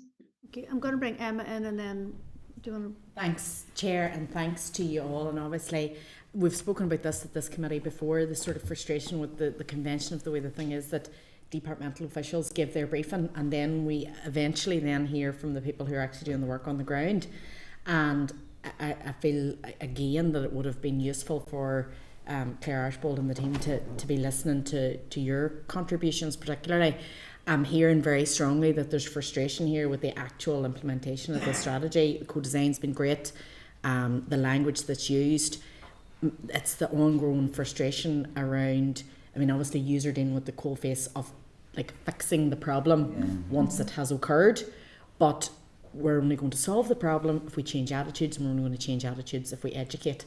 And even the refusal from Dr. Archibald to commit to saying that was necessary, even in her view, given the work that she's done here, is frustrating. So I suppose I just sort of commend you for the work that you're doing and the fantastic projects and the briefing that you've provided. And, you know, I hope that we see change here in this institution and the way things operate here.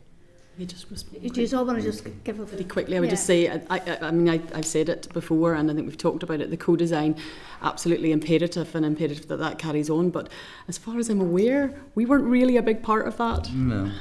And I think it's important that our voice is very much heard on the action plan and the forums, the cross-sector forums.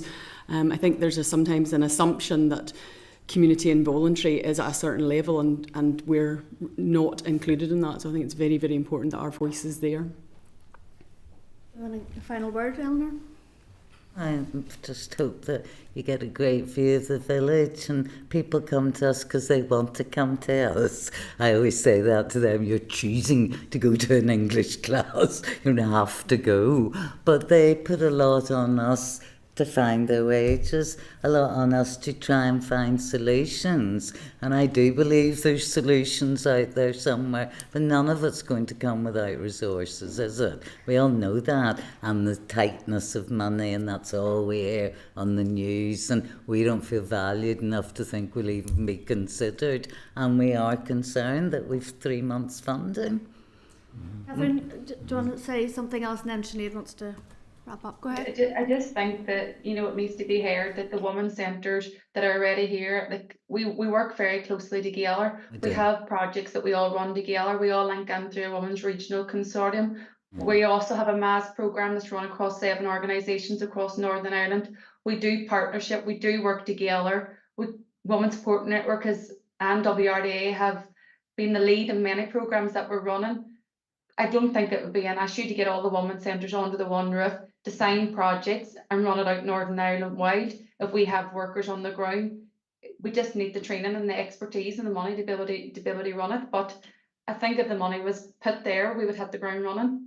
Yeah. Okay, thank you. Catherine, go ahead. Sinead, do something. Yeah, I think Catherine really touched what I wanted to say. You know, we have got a network that is entrepreneurial in its nature because it's had to be, and sometimes we don't talk about the women's sector in those business terms about entrepreneurs, but they are entrepreneurs because they have to find ways of actually covering their own costs and increasing costs, and Catherine made reference to, you know, building a creche in order to cover the rising costs and the lack of ESF funding. They've had to find new ways of gathering money. They've done this for decades now, so it is a resource that we can't afford to lose, and when they go, we won't get them back. Okay. I agree. Thank you, ladies. Thank you, Catherine. Well, thank you for the opportunity. No, I really appreciate that today. Thank you. Thank you. Okay, members, just to wrap up then. So correspondence is in the pack and in the table packs, page 328 and page 63 of your table pack. And want to bring your attention to the memo from the Clerk of the Finance Committee regarding the 2024-25 budget, and on page 333 and page 77 of your table pack for a draft committee response. I'm not sure whether people got an opportunity to look at that and whether we're content. I had to read it, I thought it was fine. Okay. Yeah. Content just to respond. Okay. Can I just ask, will we be discussing the budget before the budget debate next week? We won't. Are we discussing or next Wednesday? I don't think so. No. I don't think we'll get an opportunity. Yeah. Very little scrutiny here, and we just. I know, in terms of the budget. Yeah. Thank you, ladies. So we're all kind of going into debate. It's the 28th, isn't it? Yeah. 28th. Any budget discussion? Went to June and then back to the 28th. Yeah. I suppose even today there about the 0.5 million that they bid for this, they didn't have the breakdown. They don't have any content around what they're going to do with the money that they need for the language commissioner. So I agree with you that we don't really have the detail that we're looking for. So I agree. Okay. In terms of correspondence, is there? Skip forward work programme. Oh yeah, sorry, forward work programme. I'm just going to say that we were thinking about the meeting on the 19th of June, having it up in the northwest. That's the strategic investment piece, and we were going to maybe hold it up there at the Ebrington site. So maybe others will appreciate that. Are we okay with that now? There will still be the hybrid option for some people, but I think it'd be quite good to take the committee out. There wouldn't be for this kind of hybrid option. Not really? No. Although it's close to the two who usually use the hybrid. Yeah. So. Yeah. Okay. We went out with Communities Committee last week to Dungannon. It was audio only. Okay. But it worked okay. Okay, well, content then. Okay. Can I just say as well, just on notice for the 12th, the Windsor Framework Committee that I'm a part of is going to Brussels that week, so I'll not be here. Okay, no problem. Just a few other points to note then. The Independent Commission for Reconciliation and Information Recovery, they've agreed to come we'll schedule that for September. The HII Redress Board, they've agreed to attend in September as well, and the institutions will be asked on the same day.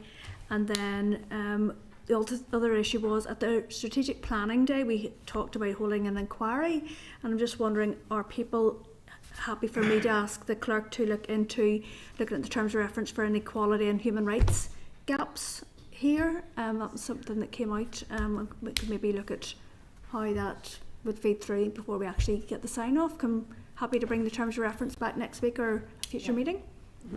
What was that for, sorry? Well, it's just for us as a committee to conduct our own inquiry then in terms of gaps and failings in terms of equality legislation here. Do you remember whenever the Equality Commission came, they said that there were ways in which we had fallen behind, for example, in disability issues, etc. So it's really just for us to look as a committee where the legislation needs to catch up here in Northern Ireland.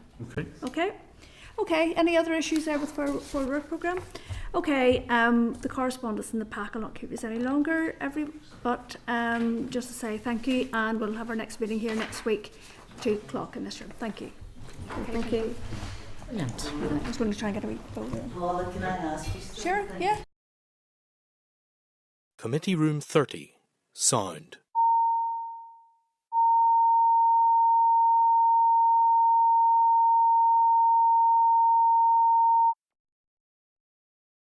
Committee Room 30, Sound.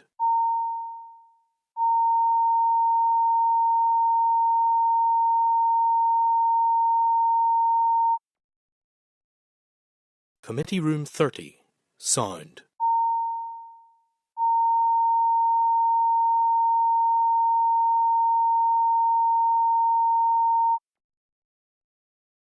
Committee Room 30, Sound.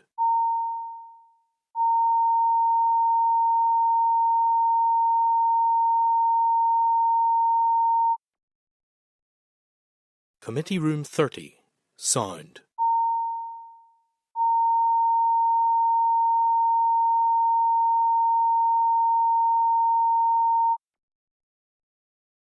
Committee Room 30, Sound.